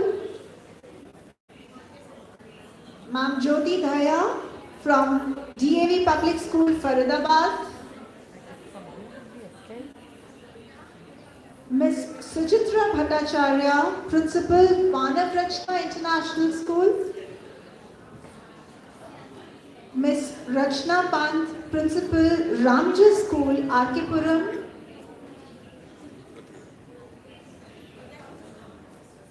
Miss Rita Jha, Principal, Tagore Public School. Dr. Shivani Sani, Principal, HRN Global School. And our moderator, Mr. Digraj Singh, Board of Directors, Head and Heart.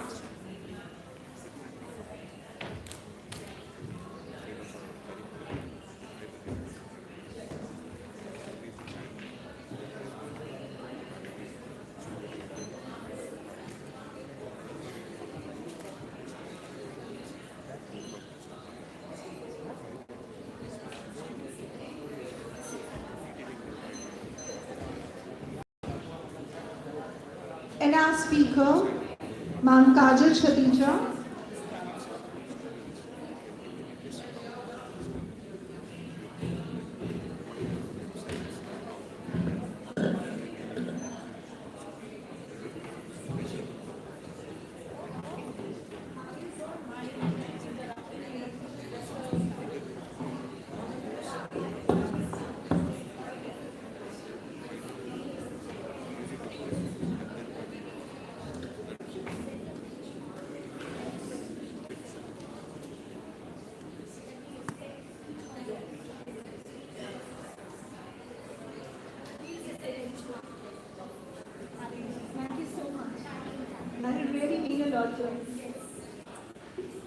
Thank you for the introduction, Swarleen.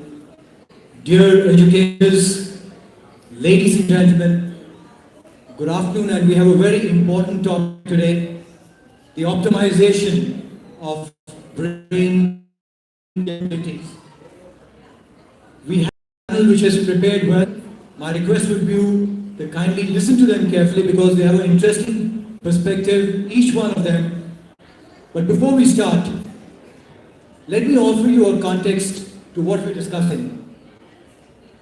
We have all known what the brain is all about, but just to put it in perspective, just bear me out for 2 minutes. The brain is the most important and complex organ in our body. Memory, emotion, touch, motor skills, vision, breathing, temperature, hunger, and every process that regulates our body. This amazing 3-pound organ, besides controlling the functions of the body, interprets information from the outside world and embodies the essence of the mind and soul. What concerns us here, intelligence, creativity, emotion, and memory are a few of the many things governed by the brain. Imagine if all of these get enhanced in the kids that we are working with. What can we achieve? What can they achieve? What can India achieve? I personally believe that if we improve the software up here, we can actually achieve excellence in every domain. And as a sportsman who has represented this country and involved with education, I believe we invest a lot of time in physical development, but very little time. So I've got a few questions which I have individually asked our eminent dignitaries here to prepare on, and I'm going to start with the first one. This is for Ms. Kajal Chatija, the Executive Director of the Gayatri Group of Schools. Why do you think that a holistic development of the brain of children is important? Thank you so much. And I love this topic. And everyone present over here, a warm, good afternoon. Good afternoon. So before I start and I put my point of views, and this panel number 3 will set a benchmark in timekeeping. Yes, do we all agree? Yes. Oh my God, I loved it. So now everyone present over here, I'll spend 1 minute. We are going to do one small little activity which will correlate with my topic. When I say I'm awake, we have to one clap. We have to clap. I'm alert, 2 claps. I'm enthusiastic, 3 claps, okay? I'm awake, I'm alert, I'm enthusiastic. It should echo. I'm awake, I'm alert, I'm enthusiastic. I'm awake, I'm alert, I'm enthusiastic. Come on, 3 cheers for EEC and CED and all the organizers, all the supporting partners. I am Kajal Chatija, founder of Educode We Connect. And now coming back to the question you have asked. Now you could see the demo which I had given. The teachers, like once a teacher, always a teacher. Teacher love to give a demo. Beautifully done. Isn't it? Very Do you well stated. agree? Yes. So as Sir was putting his point of view that how brain can be utilized for various capacity building and how it is important for parents to start with to utilize this capacity, and if we are known for something, we all are special. We all are meant for one particular aspect which is very strong in us. We have to find that. And once we find that, we do wonders. We can touch the sky. And we are sitting on the ground, we are sitting on earth. We can have this on Mars. Do you agree that we can have this conclave on Mars as well? So the next benchmark, we have to set that, we have to reach Mars. And then coming to holistic development, coming to utilizing the human potential which we have in us. It starts from parents. It starts from every home. That is why we set routines. In schools also, we follow a timetable, isn't it? We have, and many of us, almost everybody might have done their B.Ed. And I'm going to recall one theory which we have done, and you all will relate, that is stimulation theory. You all remember there is a ring coming in, and then the dog, this theory was done on dog, and the dog starts secreting, and the bread was given to the dog. So this is what we can, train our brain if we give right of routine, if we set these routines in front of the children. That is why we have a particular timetable which is followed in school. And even, I will again come back, when we have bedtime, story time, routines, we might have heard that Dadi Maa ki kahani, Dadi Maa ka time hota tha ek bahut zamana pehle, which is not being followed now, which I tell you all that we must follow this. And as Seema ma'am, I remember what you said. You said first 5 years, very crucial for a child to, have the brain development. And as we always say, that is the period the child absorbs the maximum.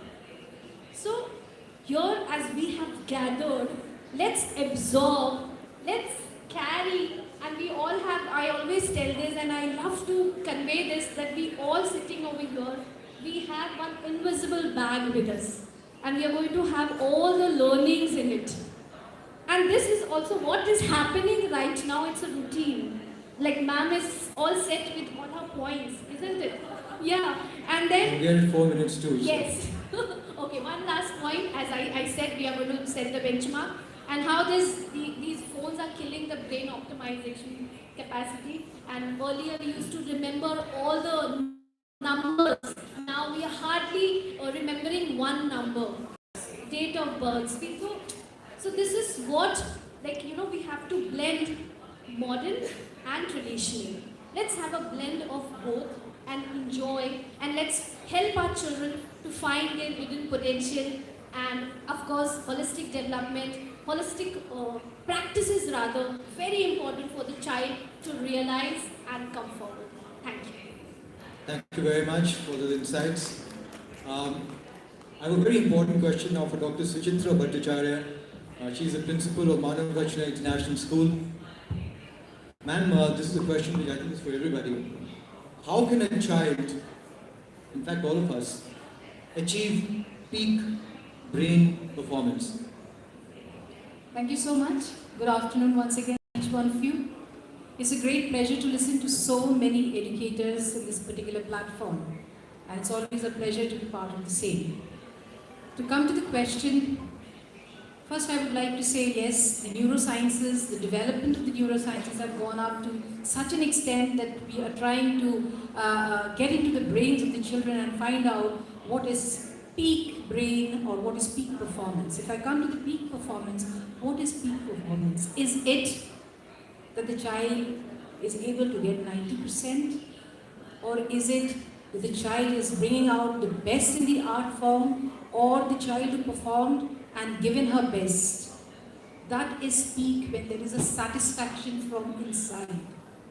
That is the peak moment, and it happens only when you have something in front of you. I think we educators need to teach our students that they must have a dream and reach up to that. We as educators will have to ensure that we treat each and every one, whether the child is good in academics or is able to reach the peak in academics or maybe a good dancer or a good artist, we are giving our education with the same mindset that everyone is equal in front of me. That is very important. Rather than finding out what it used to be, I think, as ma'am said, let us embrace the new development, be it technology, be it anything, and blend what it used to be, the good things of what it used to be, and the best thing, what is existing. And then give the education. Be beside the child, trying to inculcate the peak performance. We need to teach our children not to get stressed, how to reach that peak performance, to throw away negativity from the mindset, frustration, anger. These small things actually hinder the performance or hinder the peak performance, I would say. So we need to teach our children, have your dreams, go in for exercises, go for games, plan your day, and definitely take away the negativities from your mind so that you can reach the peak performance. As for me, this is what is peak performance for my student. Thank you so much. Thank you very much, Ji. That's, I think, applies to all of us. So we got the question leading up to somebody else, but I'll just get to that. The next question actually is for Madam Ratna Panji, Director of Ramjas School, R.K. Puram. How can we optimize cognitive load? And what role does the brain play in the same? Good afternoon to one and all. All educational institutions, they always talk of optimizing the brain capability. And the child generally thinks that learning at the nth hour or learning for long duration, for number of hours at a stretch, will optimize his brain capability. However, research has proved otherwise, and so now we have to see as to what can we do to optimize it. Now there are these instructional designers, I'm using that jargon because I'm talking about it, that is teachers. They have to, first thing, they have to understand what John Sweller had talked about in his theory on cognitive load. So what should be the optimum cognitive load that a child can take, and then tailor your lesson, tailor your sort of lesson plan accordingly. So you need to simplify and you need to demystify rather than making it a big jargon. And what Sweller said, he said that there are two basic barriers to it. And the two basic barriers are, the first barrier is complexity of the content. Now this complexity of the content, and if then it's very complex, it is a barrier to learning. If it is very simple, then it becomes boring. The other thing that he said was that the pace at which you deliver information, that is also very important. Now this, if the pace is very fast, child will not understand. Ma'am to train ki tarah bhag rahi thi. If it is very slow, then the child says, unke class mein to neend aati hai. So these are the things. So the teacher has to, or what you call as instructional designers, they have to actually balance the two. So the content should be made such And for this, again, one has to go into the cognitive load theory of Steller, wherein he talks about another thing. He says that there are two types of barriers, or two types of things that one needs, a teacher needs to understand. The first is the intrinsic load, and the second is the extraneous load.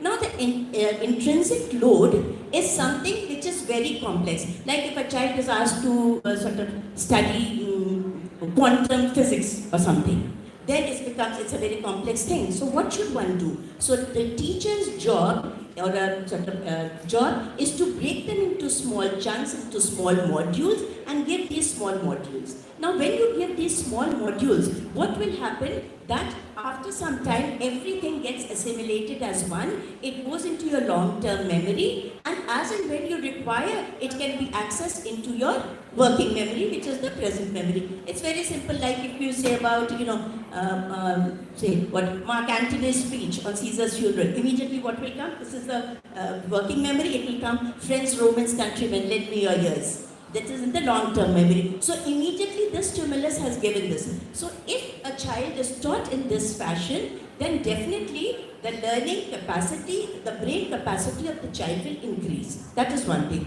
The other thing, as I talked about, is what we call the extraneous load. Now, what is extraneous load? Extraneous load is something which is superfluous, that is sort of unnecessary, that is not needed, what is called the bad load. Something that does not add to the child's learning.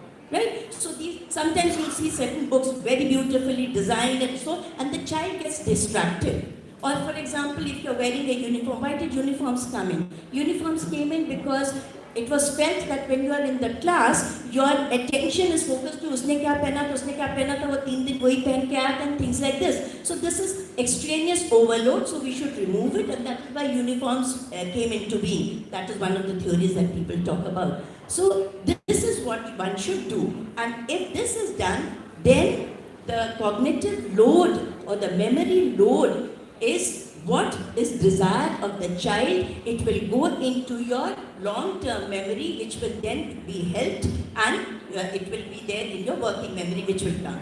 So I somehow feel that you have so many specialists, counselors and career counselors and so many other counselors. Why can't we have some specialists who can train the students to teach them the technique how to learn, so that they can optimize their memory, and in that way, the brain capacity, the capability of the brain will thus be enhanced. So this is my little dream, and if educators like you put in together your best practices and your little nuggets and put it together and give it, who knows, this will actually happen. Thank you so much. Thank you very much. In fact, the application to that in the corporate world is equally important, I suspect. But thank you for that. Just about. The next question is for Dr. Shivani Sani, the principal of HRM Global School, Pitampura. And is there a possibility to bring equilibrium in the left and the right brain? That is, are there techniques that can help work both the left and the right brain at the same capacity?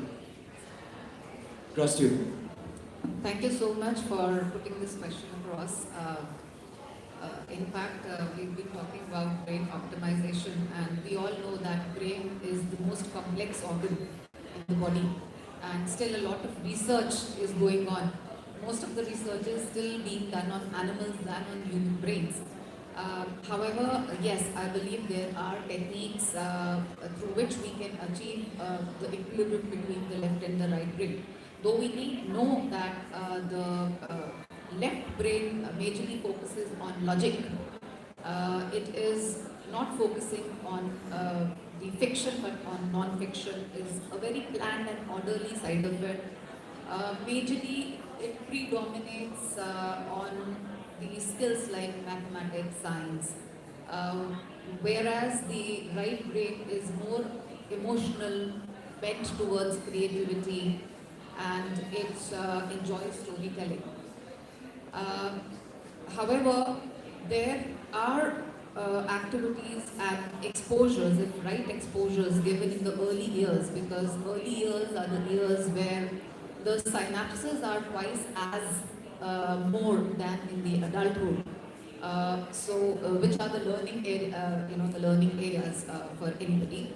So, if enough exposure is given through various sorts of activities in that particular time, that would help in developing both the sides of the brain.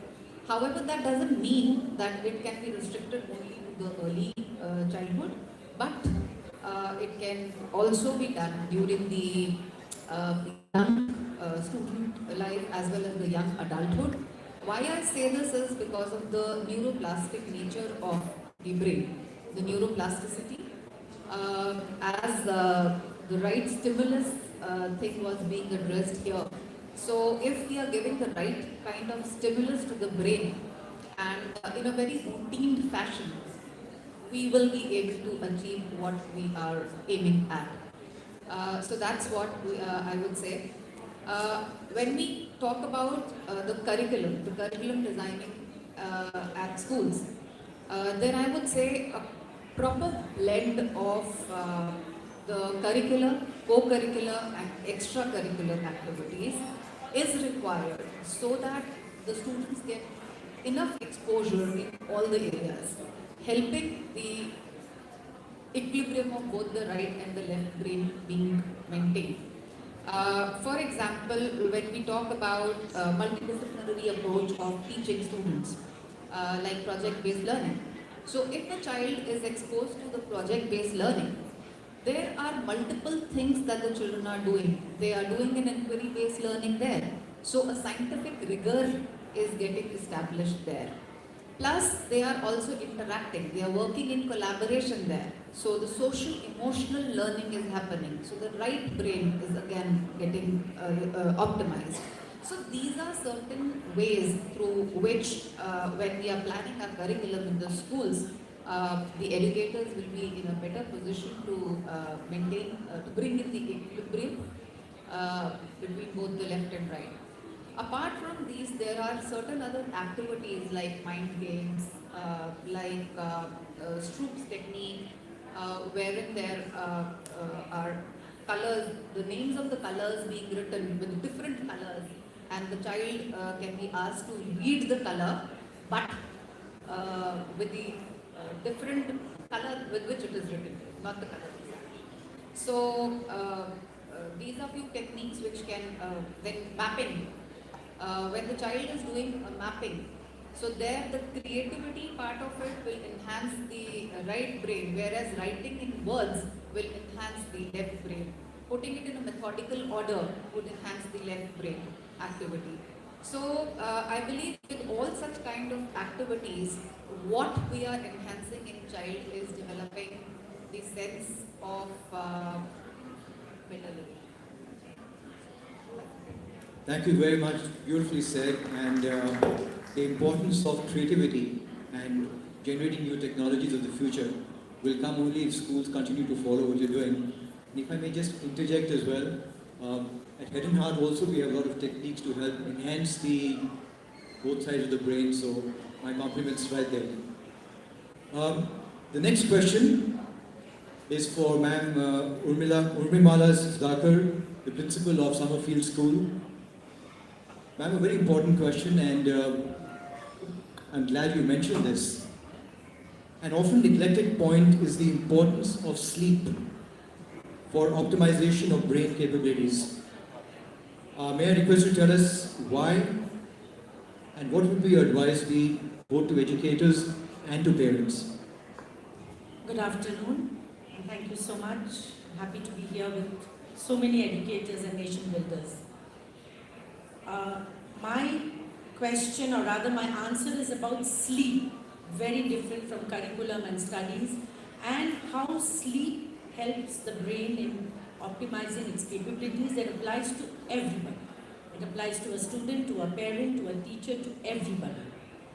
So what sleep does to the brain is that it helps the brain to rest and recoup typically what we need in the body, but we forget to give that to our brains.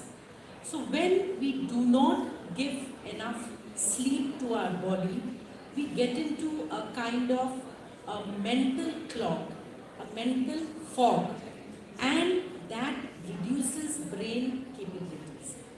Once there was this test carried out between two sets of New York University students, both very well prepared for an examination. Just the difference was that one group was there on the day of the exam after a good night's sleep, and the other group was sleep deprived. Both of them attempted the paper. The sleep deprived group chose the easier questions, chose the shortcuts, because the brain gave them the signals not to go for the difficult ones for fear of failure. So that's what happens to the brain without sleep. Now the next thing is, while we are sleeping, the brain is segregating information and allowing us to filter the information and put it away into the dark sector of our brain where we may not need it at all. So sleep actually helps in brain optimization by helping, segregating, and also helping us to integrate new information which the brain has kept ready for us when we wake up. Then again, the brain helps in cementing memory. That's very well known to all of us, because when we are sleeping, the brain is recouping, the brain is segregating, the brain is dumping away unwanted information and cementing wanted information as memories. And unfortunately, this is what happens as and when we get into an advanced age with elderly people with lesser and lesser sleep. The optimization of the brain also reduces, and so that directly leads to loss of memory. Because of lack of sleep, the brain is not being able to work to its full, and so it is leading to loss of memory. Again, good sleep allows creativity. It removes the toxins from the brain. The brain toxins are only removed during sleep. No amount of honey and lemon or apple cider vinegar can remove the toxins which the brain can remove only during sleep and enhance creativity of a person. In fact, that light bulb moment actually happens when we are sleeping, and we become aware of it when we are conscious. But that light bulb moment has happened in the brain during sleep hours. Of course, the concept of beauty sleep, we all know, it is important because brain also regulates our requirement for appetite. A sleep deprived person is more hungry and more prone to eating junk. That has been proved that a sleep deprived person is more overweight, more prone to eating junk, more unhealthy. So obviously an unhealthy person, because of lack of sleep, is leading to the brain getting lesser and lesser active. And then when we are sleep deprived, we are in that state in which a computer is that has really not been put off for a whole month. It's crying out for rebooting. And definitely we wouldn't like to reach that state or allow our brain to reach that state where we are crying out for rebooting because we are not sleeping adequately. Because sleep is generally related with the lazy. No, it's not that. Sleep is a very, very important part of our daily activity to enhance brain capability, which filters information, which makes a person creative, which enhances memory power, which allows us to get up the next morning fresh without brain clog, and on the whole, it keeps us more active because we all know it, what happens when we are sleep deprived. So that is exactly how sleep helps in brain optimization. Thank you. Wonderfully explained, Dean. As a matter of fact, I think it's an important lesson for all of us who think working long hours and less sleep is the right way. But thank you for correcting that. Absolutely. My next question is for Ma'am Jyoti Dhayer. She is a principal DAV Public School, Faridabad.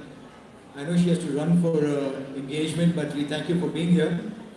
How does brain optimization help with stress management, emotional stability, and everything else that the right side does? I'm across to you. Thank you so much. Lovely question.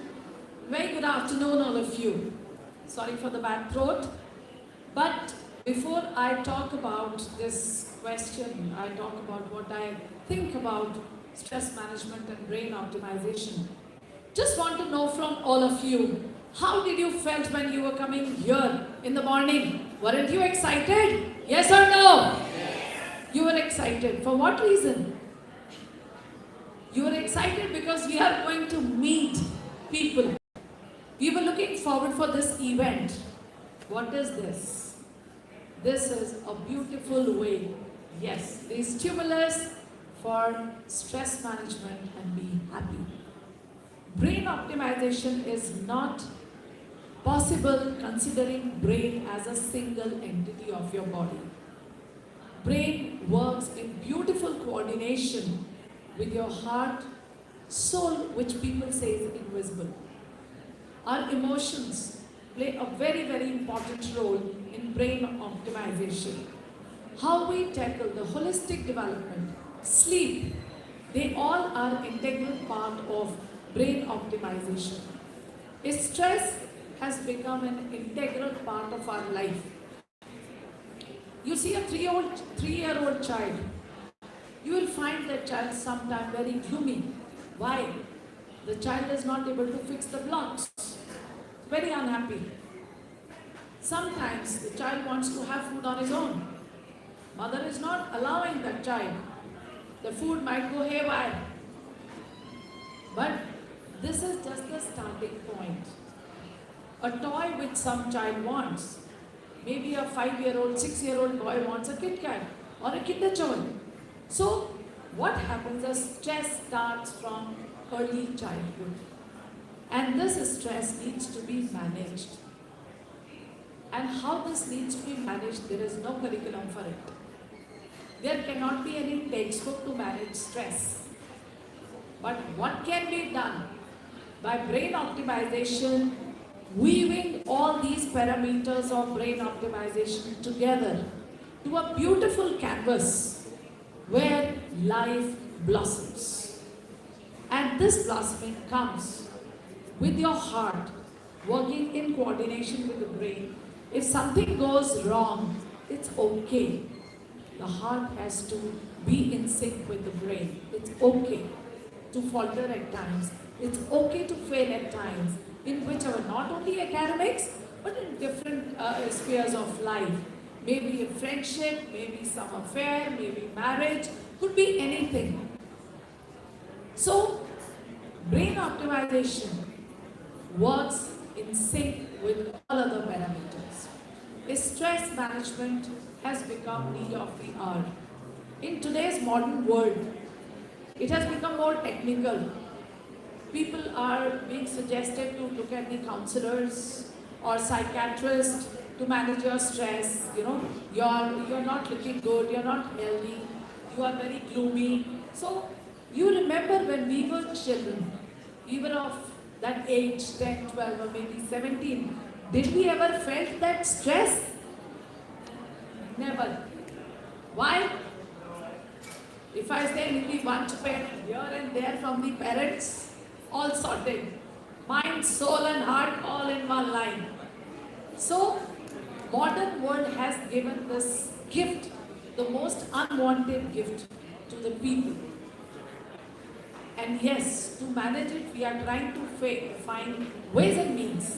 And where comes the exercise?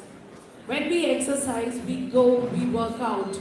It could be walk in the park, it could be yoga, it could be a gym, it could be any way to exercise, to have that adrenaline pumping high in your body. So that when you are through with your exercise, maybe for 40 minutes, 45 minutes, your body feels very light and there is a satisfaction that, oh wow, I'm feeling good. I'm happy that I worked out. Why? Not only for stress management, but for obesity also. Because if somebody is very thin, it is a matter of concern. Somebody is very plump, matter of concern. Because people don't let you live in peace.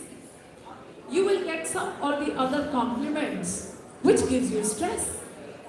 So, my dear friends, let us try to make this society a happy society when we start telling our children that it's okay to be normal, it is okay to be natural, love yourself, believe yourself, and be proud of yourself. Do what is best for your body, for your family, and what you decide, what kind of future you wish to have. You will never ever have stress management. You will always be happy. Our brain would be tickling with great happiness and energy. And you will be able to contribute, you will be able to become what is expected out of you. Full of life skills, successful person in all spheres of a wonderful human being to interact with. Thank you very much. Thank you. Thank you very much. You put smiles on everybody's faces, so that's one way of managing stress too. The final and a very important question. This is for Rita Jhaji, the principal of Tagore Public School. How does optimization of brain capabilities scale up one's CQ? Because we know that the impact of a low CQ can be disastrous. Good afternoon to everybody. I dropped a gold coin somewhere. I have just dropped a gold coin. Can anybody just look out for it? I do not know where I dropped it, but I dropped it. How many grams? Thank you. Can I have everybody's attention here? Yes. I am a teacher, genetically, and I demand your attention. That is my birthright.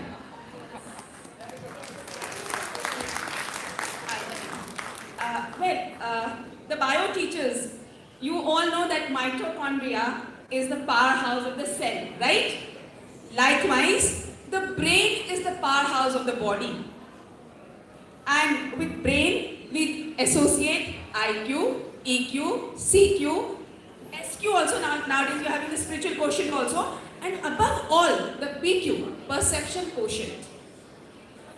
If you see that the entire world is in turmoil,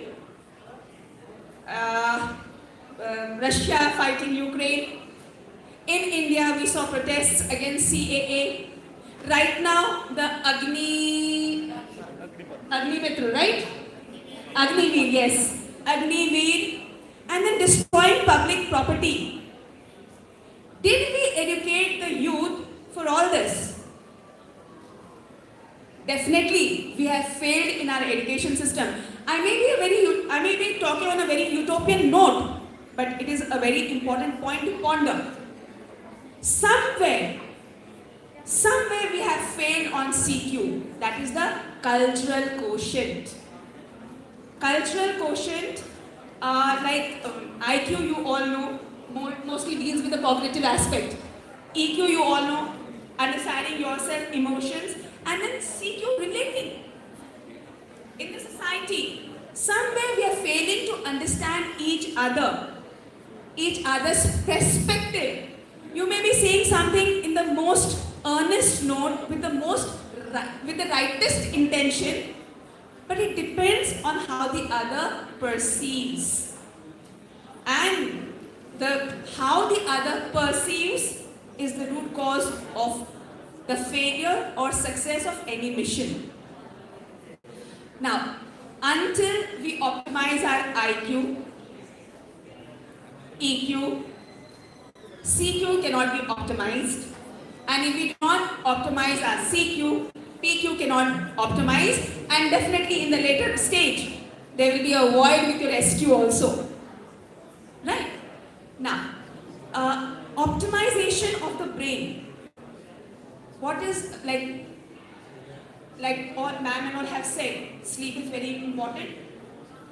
You will be in a peaceful state of mind to correlate, to collaborate, and you will be in a, if the brain is optimized, you will be able to take the right decision, apply it in the right spirit with the right intention. Right? With the right intention. And optimizing the brain. We, in the school, actually we feel we all are paying attention on the optimization of the left side of the brain. Science. Emotions come from the right side of the brain. A person whose right brain is developed, he is a survivor contestant, you can say. Intuitive. The left side of the brain, logical, quick in answering. But sometimes quick answers can be catastrophic also. The thoughtful answers come when the right side of the brain is developed. So the curriculum should be so planned. That is why, as ma'am and all have said, that the formative years, maximum 85% of the brain development takes place before the age of 8. There it is very important to have more of skill-based education. Skill is not for after graduation. See, the way you think, the skill. So in fact, every aspect of life is nothing but development of skill. And development of skill can only come when there is a tandem between IQ, EQ, CQ, PQ. With these, and yes, it's very good that the new education policy has included so many skills. Have you seen all the animals apart from we, the human beings, never attend school? They're not taught. Life teaches you everything. Have you seen the ant hill? Oh my God, it is so scientific, so planned. The division of labor, the bees. They didn't go to any school. Skills can be taught. Skills can be observed and learned. And life is only managing skills and applying those skills in real life situations. With this, I hope I have kept to the time. Thank you. Thank you very much. Ladies and gentlemen, thank you for your attention. We had some wonderful insights from this really eminent panel. You prepared beautifully. You brought out some lovely nuances about what goes into enhancing brain capabilities. And if we put it to action, make sure our kids are improving, I think we can make a difference to the nation. And nation builders, as somebody used the term earlier, you generally are wonderful nation Another 30 builders. seconds to end this on a high note. Please. Yes. So I want everyone to stand up and let's participate in this, having head and heart and utilizing our hands. Everybody please, let's celebrate panel 3. Okay. May I request everybody to please stand? Everybody, if you're with me, if you're with us. So we are going to use our hands, okay? And these are the 3 words which I am utilizing. It's all gibberish, no meaning at all. But we are just doing it for fun and kuch naya seekhenge, kuch maza aane wala hai, okay?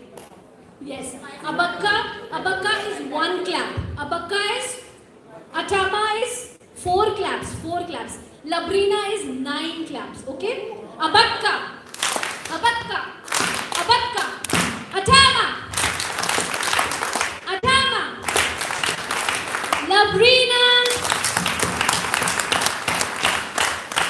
Labrina, thank you so much. Now a big round of applause to the organizers and all of us who are present here to enjoy the learning. Thank you. Thank you, Jyoti ma'am, for making us Clap has a very important scientific, implication also. Do you know this? Clapping. Regulates everything. So thank you all yes, thank you ma'am.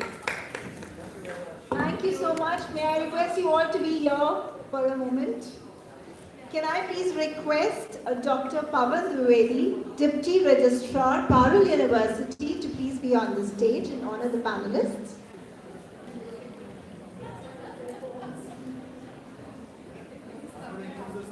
Also from Head and Heart,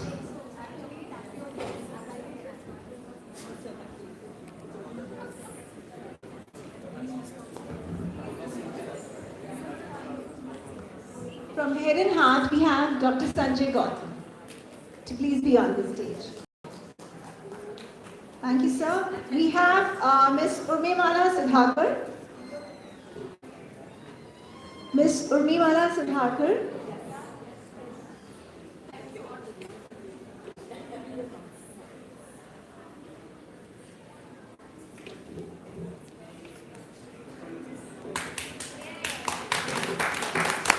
Ms. Jyoti Daya. She's surprised, hasn't she? Oh. Ms. Suchitra Bhattacharya.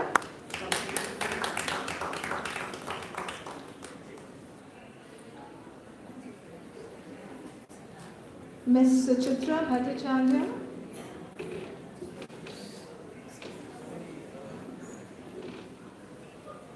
Ms. Rachna Pant. Ms. Rachna Pant.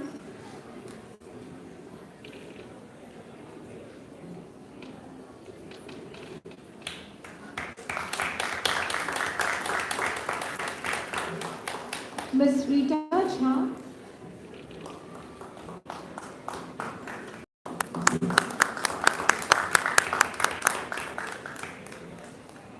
Dr. Shivani Sani. Dr. Shivani Sani.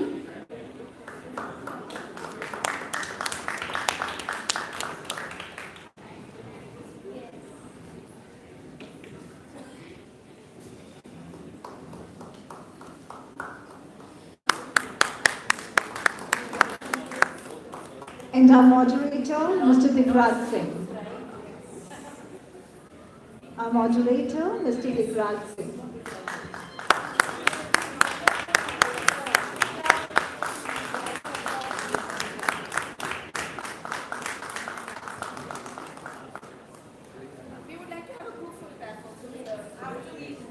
There's one more memento that has to be presented. Can we have them both in hands and then we get to that? I would request Dr. Sanjay Gautam to please do the honors. Ms. Urmimala Sudhakar.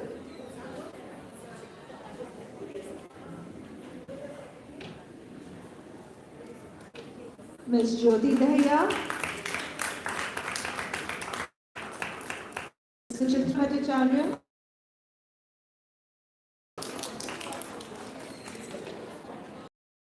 Ms. Rachna Pant.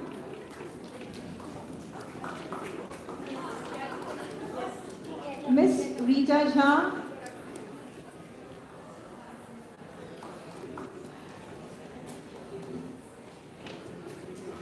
Dr. Shivani Sani.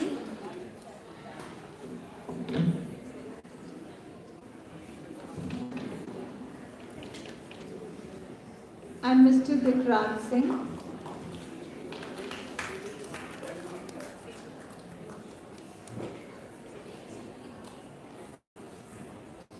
Our moderator, Mr. Digraj Singh.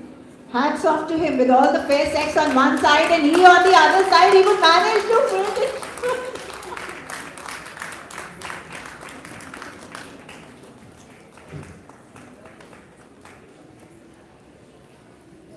Ms. Kajal Shatija.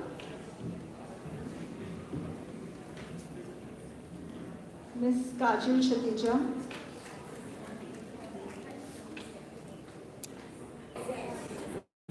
Ms. Kajal Shatija. Ms. Kajal Shatija, you will be rewarded twice now. Please be there. Ms. Kajal Shatija, please be there. You have one more to have. Mr. Dr. Pawan Dwivedi, sir, he will participate. Ms. Kajal Shatija.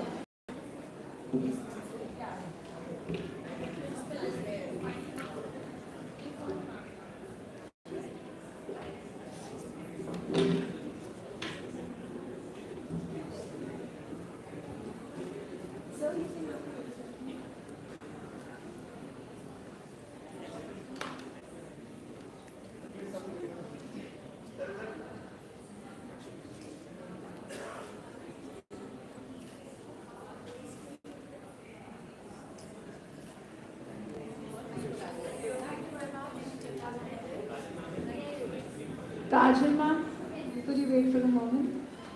My apologies.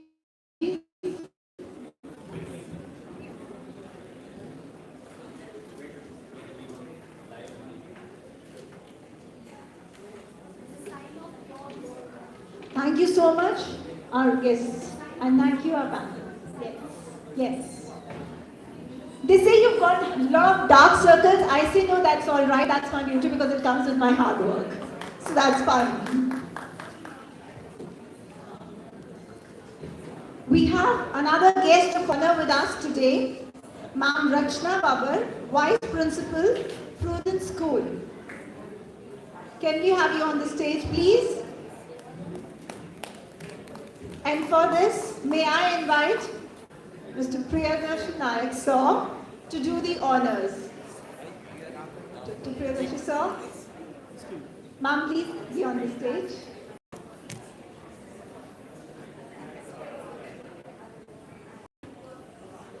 Mr. Gagandeep Singh and Dr. Nayak to be on the stage, and please felicitate Ma'am Rachna Babar, who is the guest of honor from Prudence School.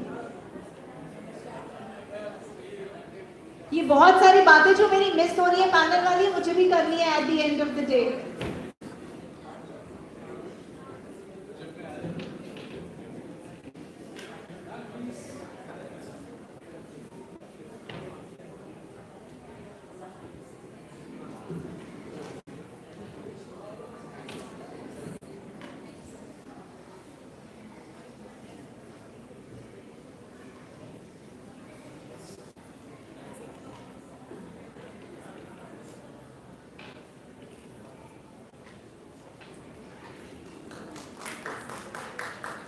Please let's have a round of applause.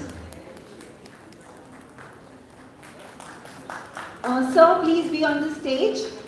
We have Miss Pooja Rani. Miss Pooja Rani, who's getting awarded for the experiential learning. The experiential learning award to be presented to Miss Pooja Rani. Can we have a, please, we can have a huge round of applause for the awardee. Ma'am has to leave because she has a flight.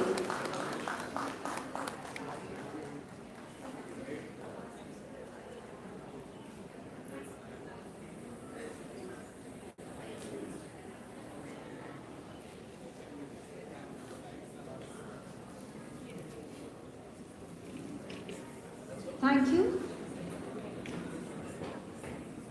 We have our next presentation now.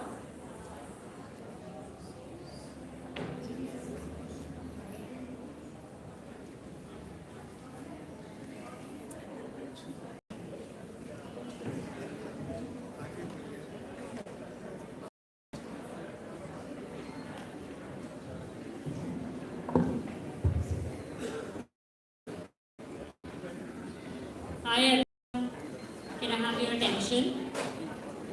So, a very good afternoon to all of you present here. I must say that I'm extremely honored and privileged to be sharing space amongst some of the most eminent faces of the education industry. And the next few minutes, we would be spending time on understanding the need for new age schools in digital world. My name is Isha and I'm heading business development for an innovative classroom management app called Alted. So it's just a 10-minute slot if everybody could be giving their attention here. Thank you. So let's talk about the Indian school system. We have one of the world's biggest school systems.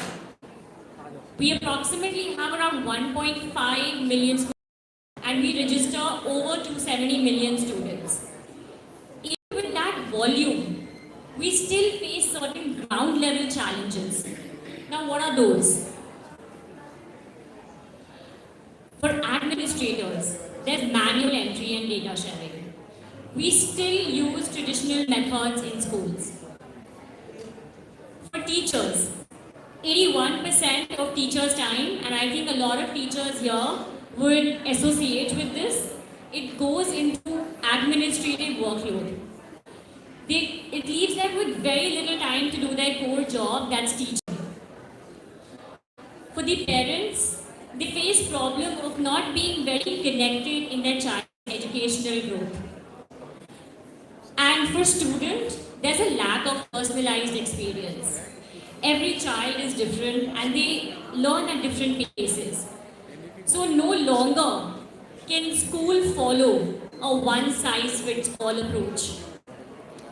We believe that all these challenges, they can be mitigated by technology integration.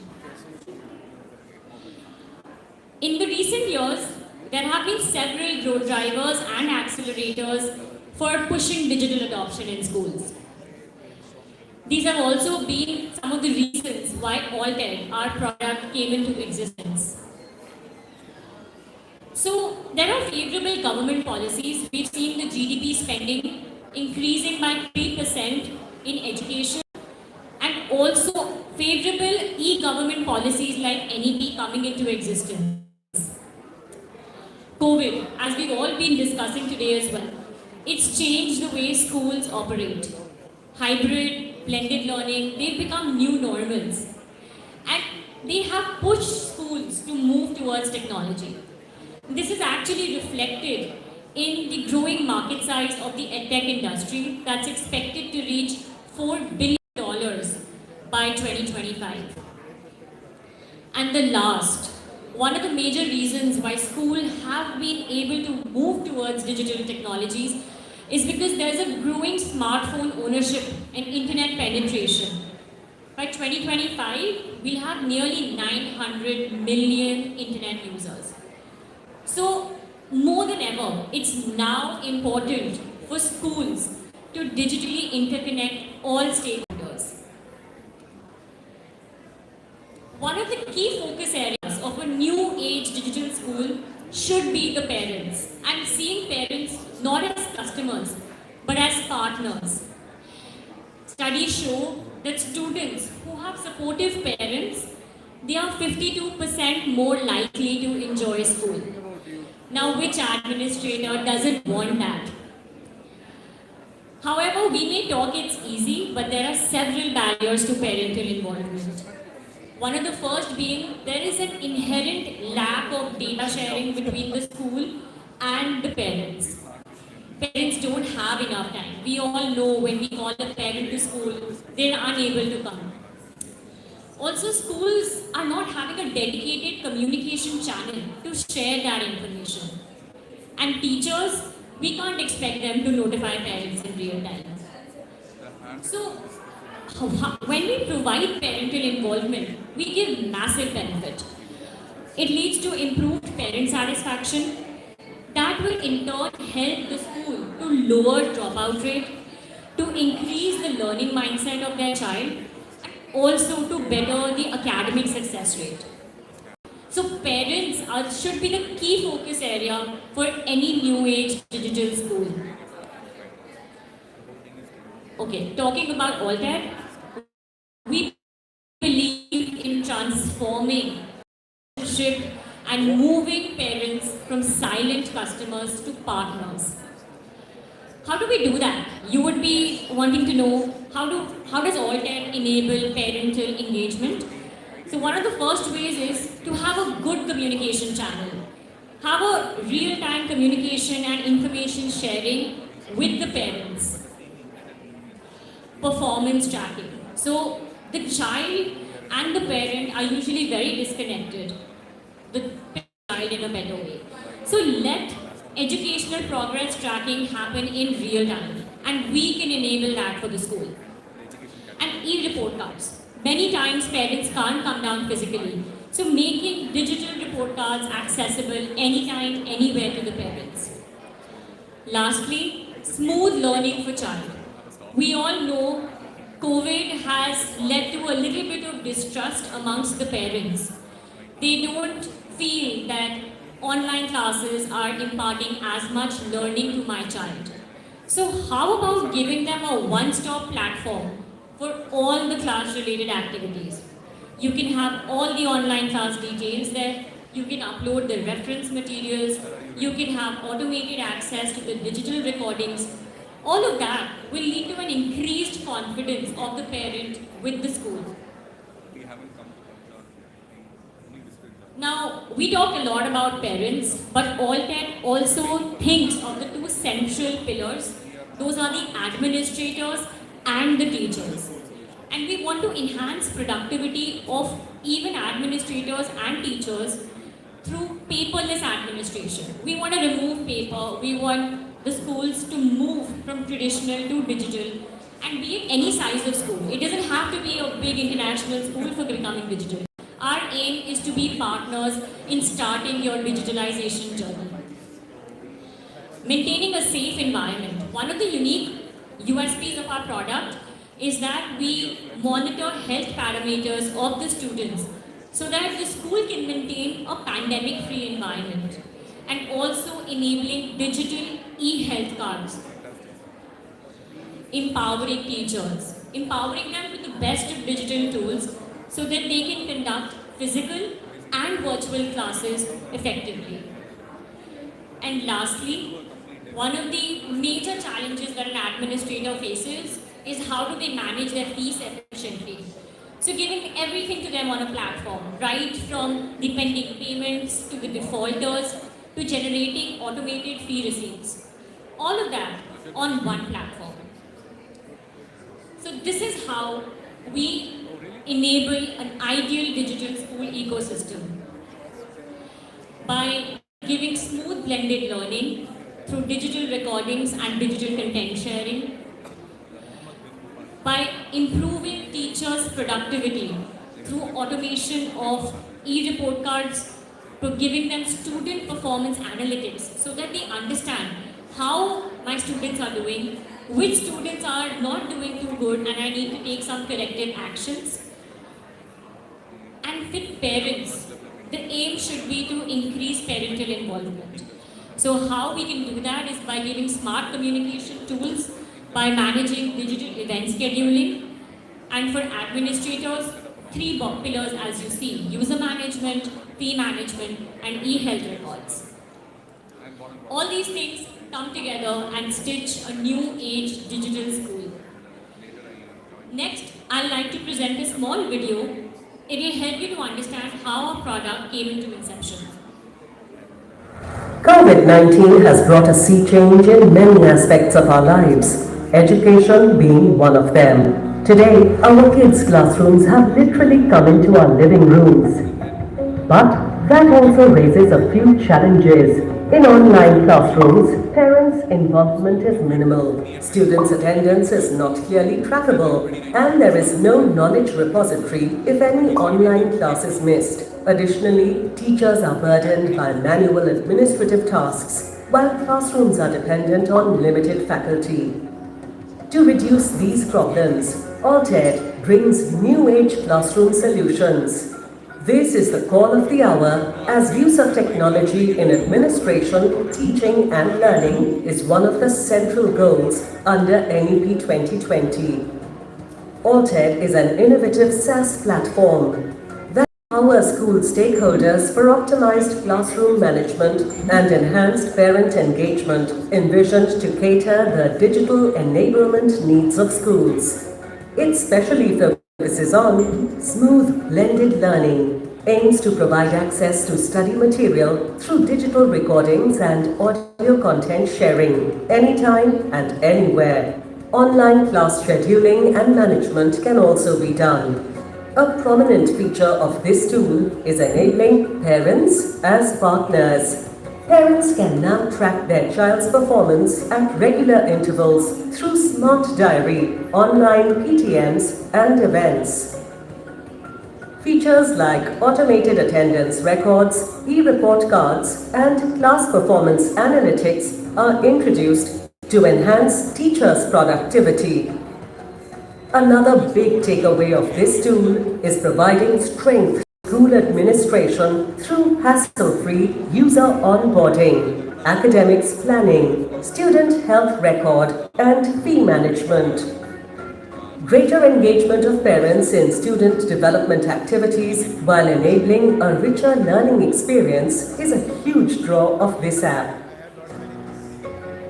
The AltEd platform aims to digitally transform Indian schools, making them a torchbearer for a better India tomorrow.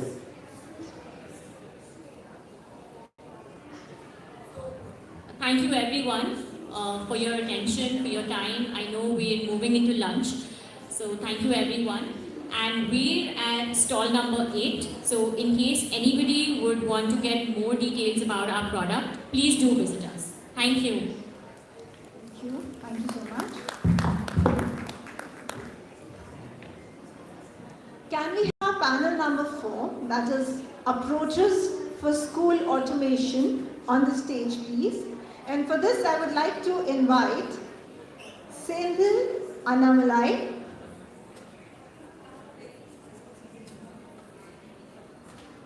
Ms. Anubha Srivastava,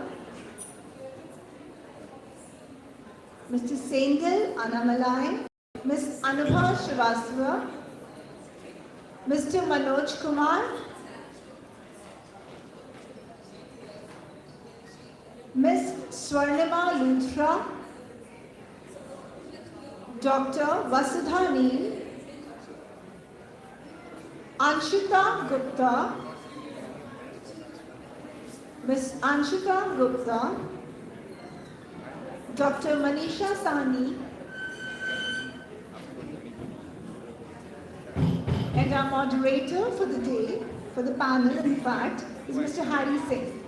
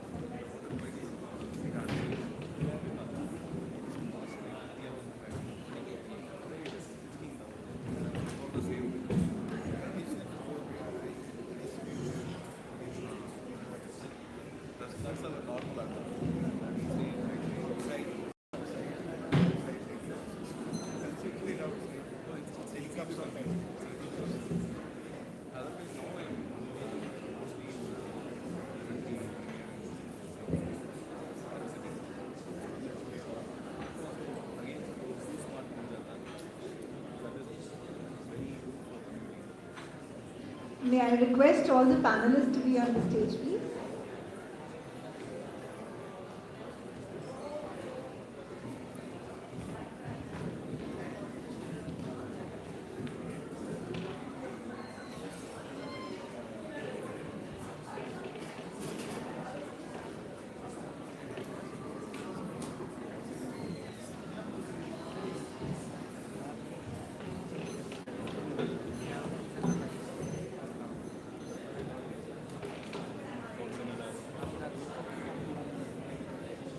Good afternoon, everyone.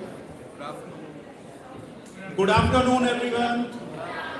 What used to happen pre-COVID, how we were doing all these things, that okay, then we come into, so it requires lot of continuous practicing of the same practice, and then systems come into the place and it becomes, everything becomes automated. Thank you. Wonderful, ma'am. Great. I think it's wonderfully said that if the technology is good, then it can definitely improve the collaboration with parents as well. Sure. Now, my next move is towards Mr. Conclave. Right. Now, sir, you have been associated with schools that are coming from diversified groups. Right. It's not just one school or a group of similar schools, but you are essentially working with lots of schools who are diversified geographies also. Right. Now, knowing that you are interacting with lots of schools, how would you see the use of automation maybe handle the lots of data, or how do you think that remotely you would be able to exert some kind of operational control over the schools?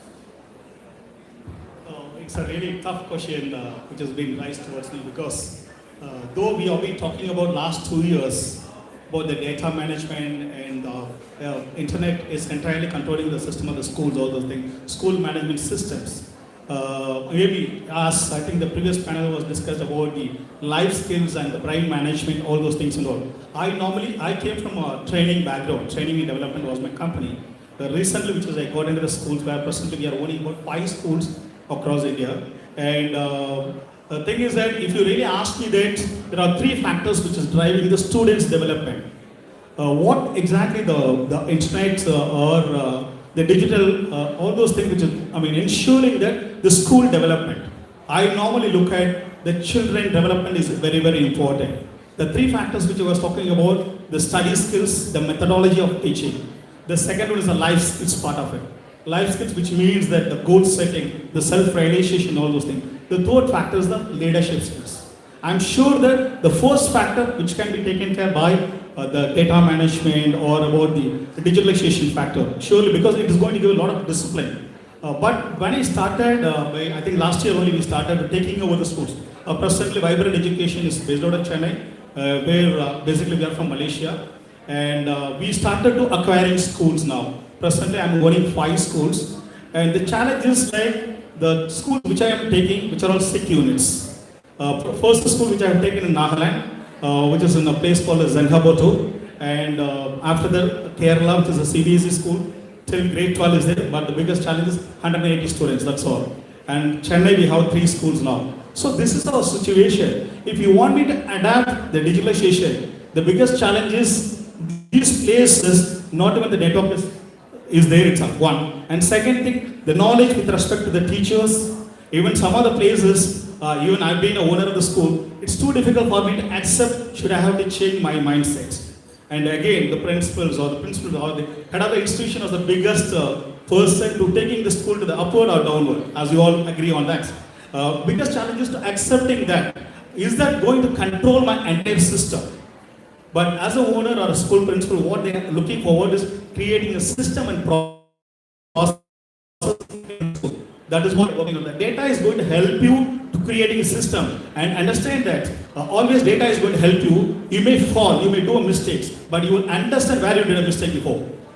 That is what it is going to help you. The data is going to help you such a way that where you did a mistake, there is a past record is there. You can identify and find out a lot of solutions.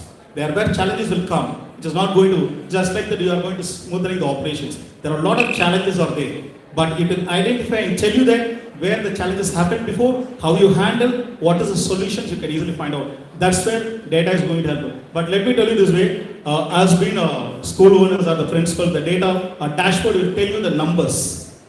It can tell you only the numbers, how many students, what are the number of collection which is coming to the, it can give you just only the numbers, which cannot give you the quality of the students.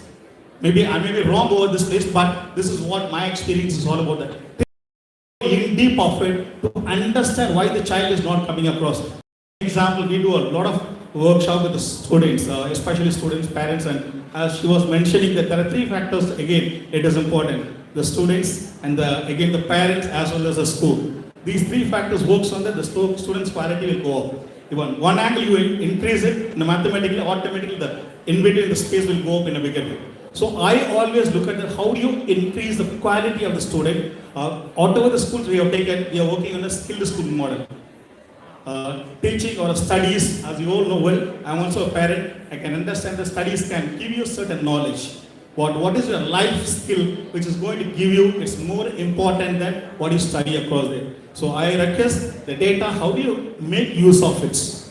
That's what you're going to use it. I think with respect to the data is going to help the school quality, how do you improve the quality? But go in depth of it. People are talking about a deep learning nowadays. It's something so unimaginable, that's what I'm talking about. And when UAE, there is a company which they have made as an entirely smart classroom. The teacher is just a facilitator. So entire classroom is and across the wall, it is all only digitalized. The teacher will tell you this is subject. The child can go and touch it what they want to learn. That's all. It's in Abu Dhabi. If you want to visit where, you can visit there. That's the way that things are moving across. So how we can equip ourselves? That's again, that's one thing which I just want to put it across here. Because whichever the school I have taken, everything is either third tier or a second tier. That's the number of the schools which I have taken up now. So when I go inside, the biggest challenge is the implementation factor. So make sure your teachers and the parents and the students how to use it. It is not about having my school has got a school management software. How do you use it? That makes a huge difference in your school. Let me tell you, this is going to help us. This is a tool. The tool only can help you. It cannot give you a solution. So find out and make use of it. This is what my experience, which I just put it across to you. Thank you so much. Thank you, sir. Thank you so much. I think since I breathe technology, so I'm extremely happy when you say data is so important. Data does not mean only the numbers or the characters you see on the screen.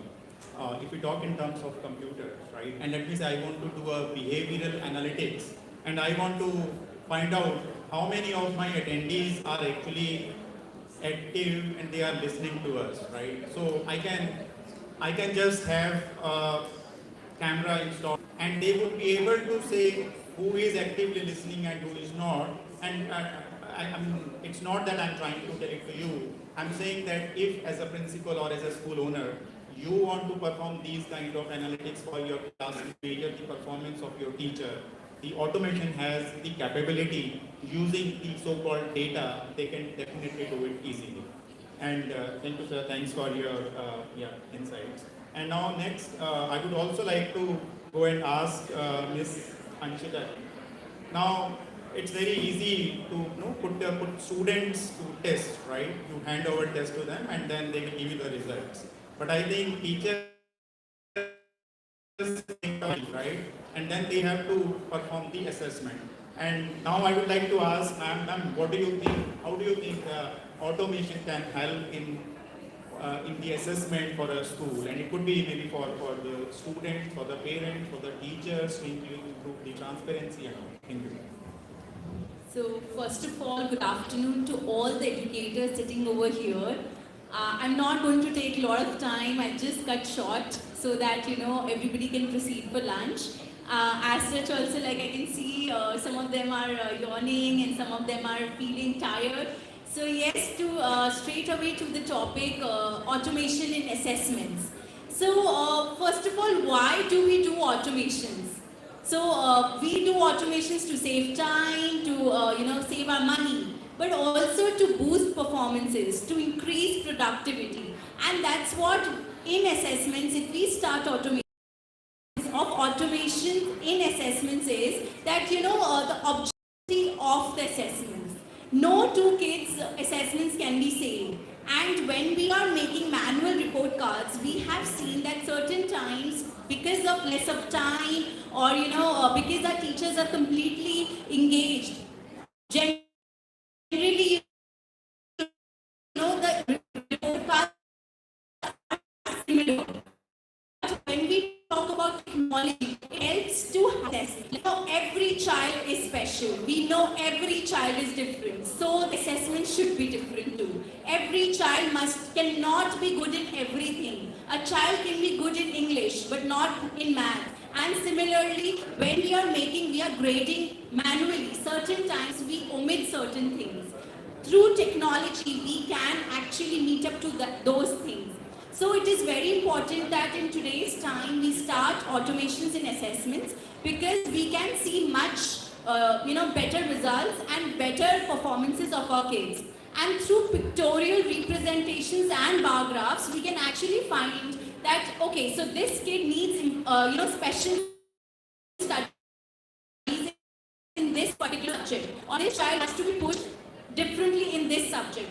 So, the summary that helps to take those desired action so that students can perform better, and then the performance will automatically increase. So I feel that the technology has become very imperative in today's life. Like today also, if we are sitting here, it's all thanks to technology that we're doing it. So we cannot omit technology from our own lives, and why not make the good use of it, and why not when we are promising each other that we are raising future leaders, so why not raise them with more efficiency and effectively. Thank you so much. Very well said. Thank you so much. And also, I think if you are really using automation for assessment, it can save a lot of cost also, right? So definitely. And now with this, I would like to move to Mr. Manoj. So, sir, I would like to ask. I see. If I am automation seller, I can use it every day. Right? If I want, I would like to put automation in your breathing also, right? Please use automation to breathe, right? But as a recipient of technology, as someone who is running the schools, right? What do you think? How can we use automation to have a good transport system? Because I think we've got lots of security related risks also which are associated with transportation. So, sir, what do you think? How can automation help you there? Well, good afternoon to everybody present here. And sorry, sir. Team, I firmly believe energy should not be wasted when we are speaking out here. Although mics are helping us, but we are still using a lot of energy. And if I request all of you to please lend us your ears for another 10-15 minutes. Thank you. Good afternoon.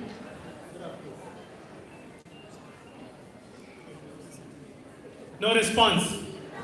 I think everybody is waiting for lunch. Team, good afternoon. Good afternoon. Yes, now a little bit response. Thank you so much for inviting us for this discussion, this panel discussion. Mr. Harry Singh, this topic is really vibrant in India because transport is also a need of our schools. Without transports, we cannot bring students from different areas.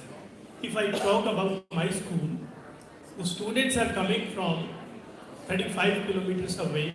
They are just using transport only. 35.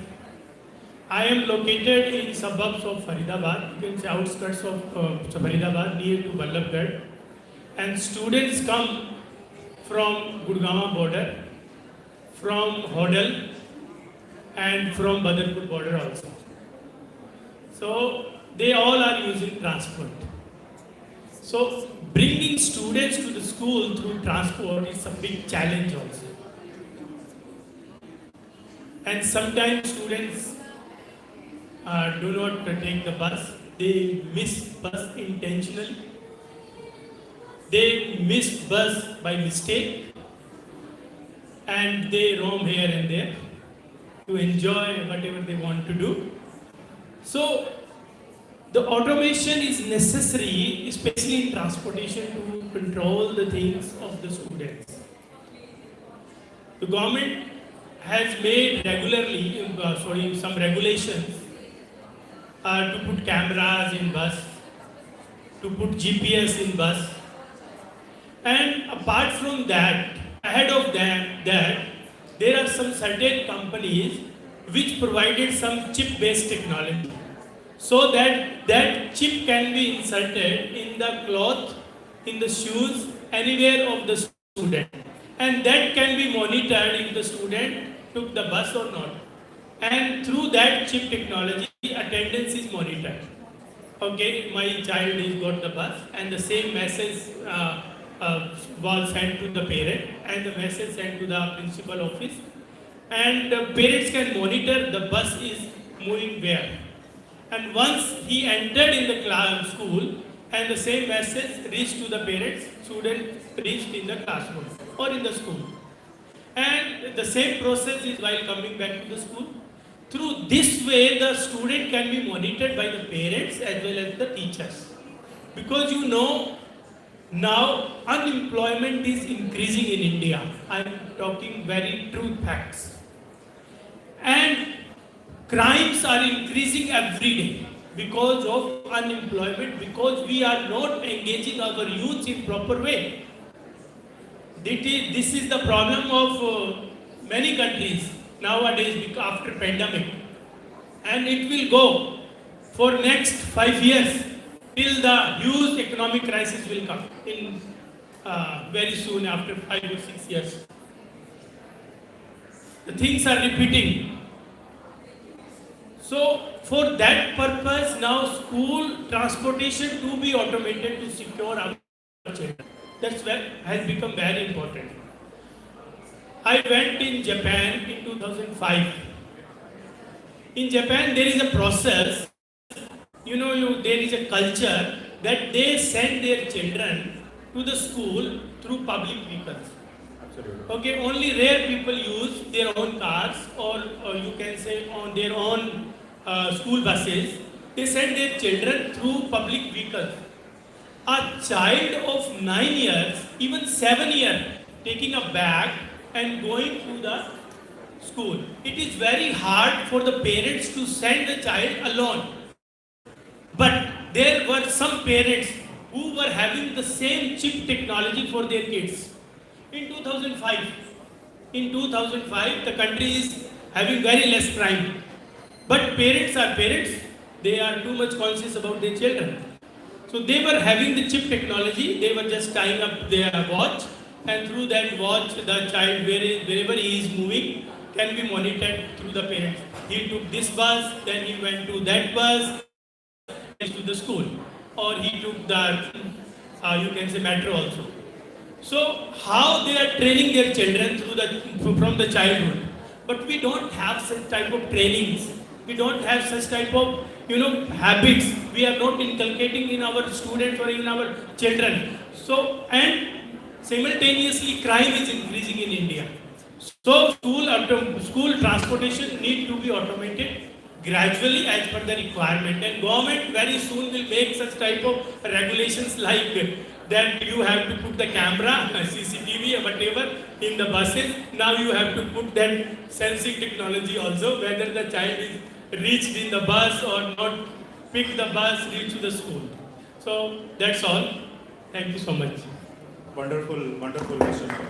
And I can really vouch for whatever Manoj sir has said about Japan. So I was there from year 2001 to 2002.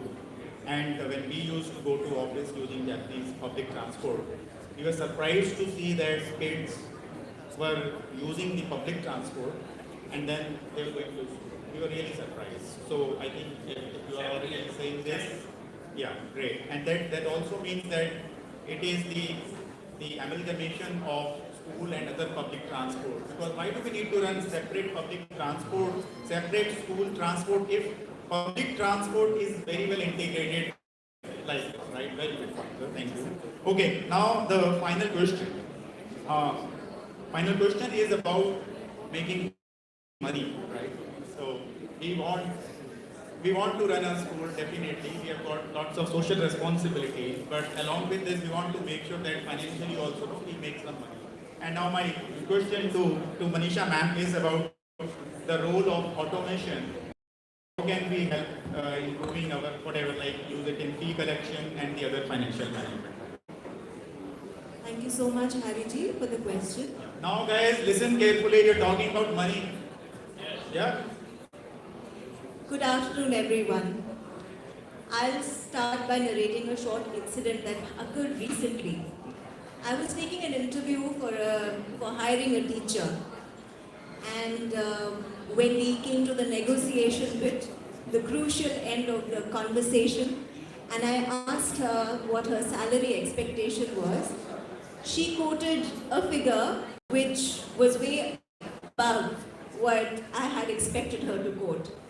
So when I questioned her about the figure, she tells me, "Ma'am, input acha hoga, tabhi to output acha hoga na." So when we talk about money, or when we talk about fees and fee regulation, I think you all sitting in the room must agree with me that one of the biggest challenges in the COVID time has been collection of fees. It's been something of a challenge for every organization, and there's so many school leaders who are, sailing in the same boat regarding fees and the fee structures and how it has impacted the development of the school. But there are two sides to every coin. So with every challenge, there is also an opportunity. So when we talk about automation, here is the opportunity that arises with the challenge that COVID presented. And automation is something which is extremely effective in all areas where the automation of a school is concerned, especially the fee collection. Why especially the fee collection and why schools? Because in schools, especially in Indian schools, we have a one-way window, not a two-way window where fees is concerned. Right? You will get the fee from the parent, but you will not share with the parent where you are spending that fee. So there is a one-directional flow, and that is something which can be optimized by a correct automation system. So what are we doing? We are going on an online mode of fees collection. That is the main thing, right? Get the input right, the output will automatically happen. I know you're all thinking about lunch, input to do, tabhi hum output denge. No, but we're talking here about one of the most basic processes that go into the functioning of a school. The only reason I can think of parents not being willing to go for an online payment method is because they miss the personal connection. So they would feel more comfortable coming and talking to you in the office, making sure that they've handed over the money to a physical person rather than going online and then getting the fee converted. So the younger parents are very happy with the online method. But the older parents who've always done things in a different way or who have seen their parents deliver fees in a separate way, they will not be very happy with an automated mode. And there you will have a problem. But that will only be around 10% of your population of parents in school who will give you a little bit of a problem adopting to a new thing. So now, I don't know if you're aware, but earlier on, education was very much manipulated or I would say guided by publishing houses, by books, right? And that is why we did not have such systems in place. But then, and he decided to take education up by storm. And Bill Gates too, he automizes everything. So automation comes in automatically in the education system also. So it infiltrated down into processes where the big publishing houses now get owned by computer companies, right? And so now there is a direct invasion into the education sector for all the artificial intelligence processes. So you have all of these classrooms coming in, you have classroom management systems, you have learning management systems, you have financial systems, everything is becoming automated. So everything is very good. There are pros and cons to everything. Like I said, two sides of a coin. So we can have something which is extremely beneficial for us because our financial process is such that it's a one-directional flow, and fee collection is something which is a mandatory need for all schools. So that's the best way to have cost cutting, to have error management, because human error is decreased significantly, and your fees gets collected in time, the journal entries happen, the reconciliation process is easier, and also what happens is that you can send out these SMSs and texts through an automated system for the fee collection. Unpleasant task because people are not ready to pick up your phone. Wonderful. People don't want to talk to you about something like this, so you send an automated text, so that your hassle becomes way less. So I think this is one system that definitely needs, especially the financial system, should be automated. Right? Thank you everyone. Great. Thank you so much. There should be something like that fast tag. Okay, so once the month is over, its amount is to be debited from the parent's account. It can also be happening. I think they all know that the moderator here is an expert in providing these kind of solutions, and he is feeling egoist inside. Yes, information should be. And ma'am, when you talk about pre-kids, so एक बच्चा school से drop out होता है, right? कि मुझे पढ़ना नहीं है, फिर वो ऑटोमेशन स्टार्ट करता है और उसके बाद हम जैसे लोग फिर से वो ऑटोमेशन वापस स्कूल में लेके आते हैं, अब पढ़ो. So this is what we are doing anyway. And ma'am has been looking at me, मतलब 4 बार तो उन्होंने आंखें खोल के भी दिखाई हैं कि हैरी जी अब बस करो. So I think with this I would like to thank everyone here and all the listeners here. Thank you for you also, because I know it's lunchtime, we all are hungry, and with that I think I would like to give control back to Swarleen. Thank you.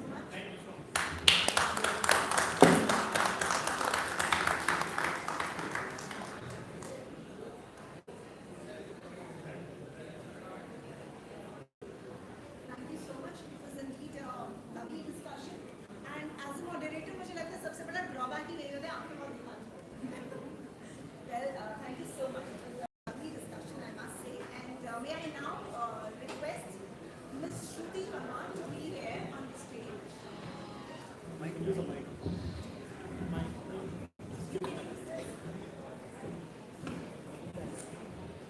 May I please request Ms. Shruti Verma from Skudos to be here on the stage and do the honors.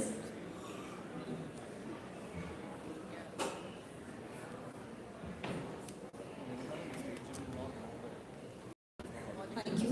We have our speaker, Mr. Sendil Annamalai. Mr. Sendil Annamalai.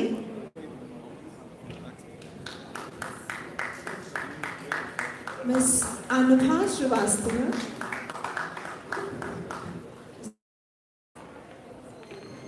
Mr. Manoj Kumar. Mr. Manoj Kumar. She's not.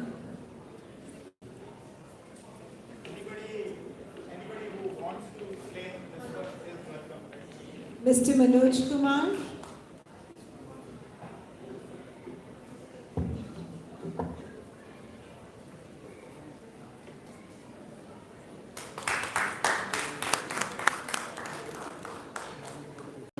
Ms. Swarnima Luthra.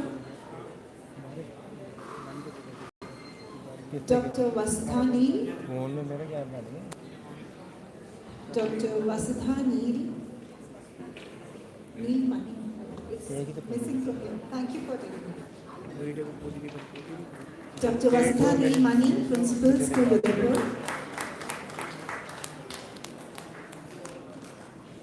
Ms. Anshita Gupta, Founder, Sun India Preschool.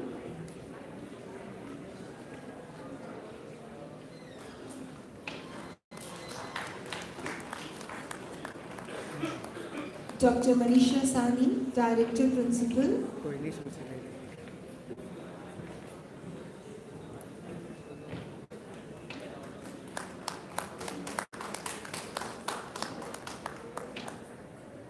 And our moderator, Mr. Harry Singh, CEO, Coolidge. Lunch will not start unless I accept the honor here. And I will not accept the honor unless you all are clapping. Come on, come on.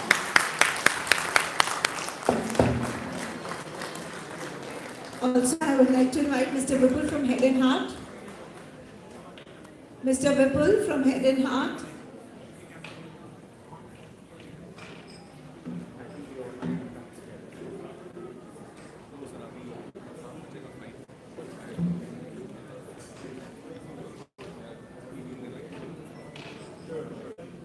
Can we have Mr. Vipul from Head and Heart, please, to give away the mementos?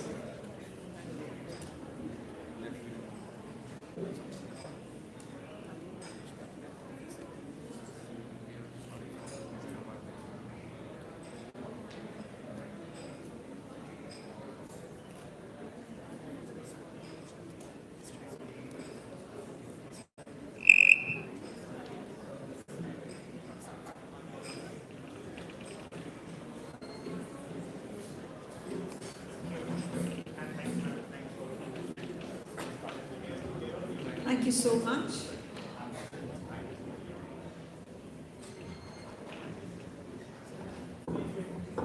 Is there?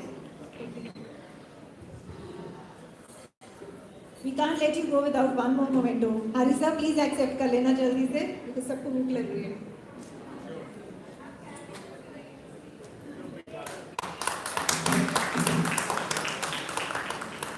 Mr. Senthil Annamalai.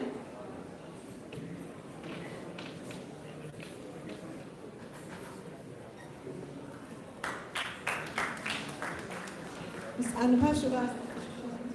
She's not there. Mr. Manoj Kumar.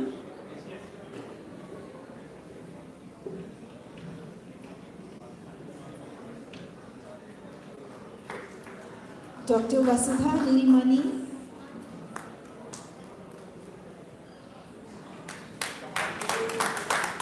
Ms. Anshita Gupta.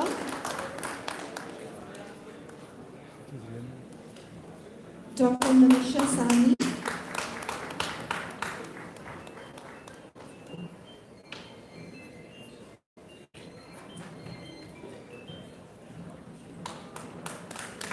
And Mr. Harry Singh.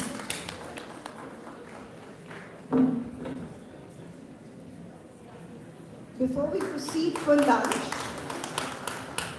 thank you, sir. Thank you for doing the honors. Thank you, panelists. It was indeed a beautiful discussion. Before we proceed for lunch break, किसको किसको भूख लगी है? Recess होने वाली है. Please clap hands. Do we all want a recess? इतनी भूख लगी है कि clapping भी नहीं हो पा रही. अब मैं सच में lunch नहीं खुलवाऊंगी. Do we all want to have a good lunch? So let's hear it out for ourselves. भूख लगी है? No. चलो आगे चलते हैं. Panel 5. All right. Before we move ahead, we have a presentation. Before this lunch break, we have a presentation. That's by Parul University.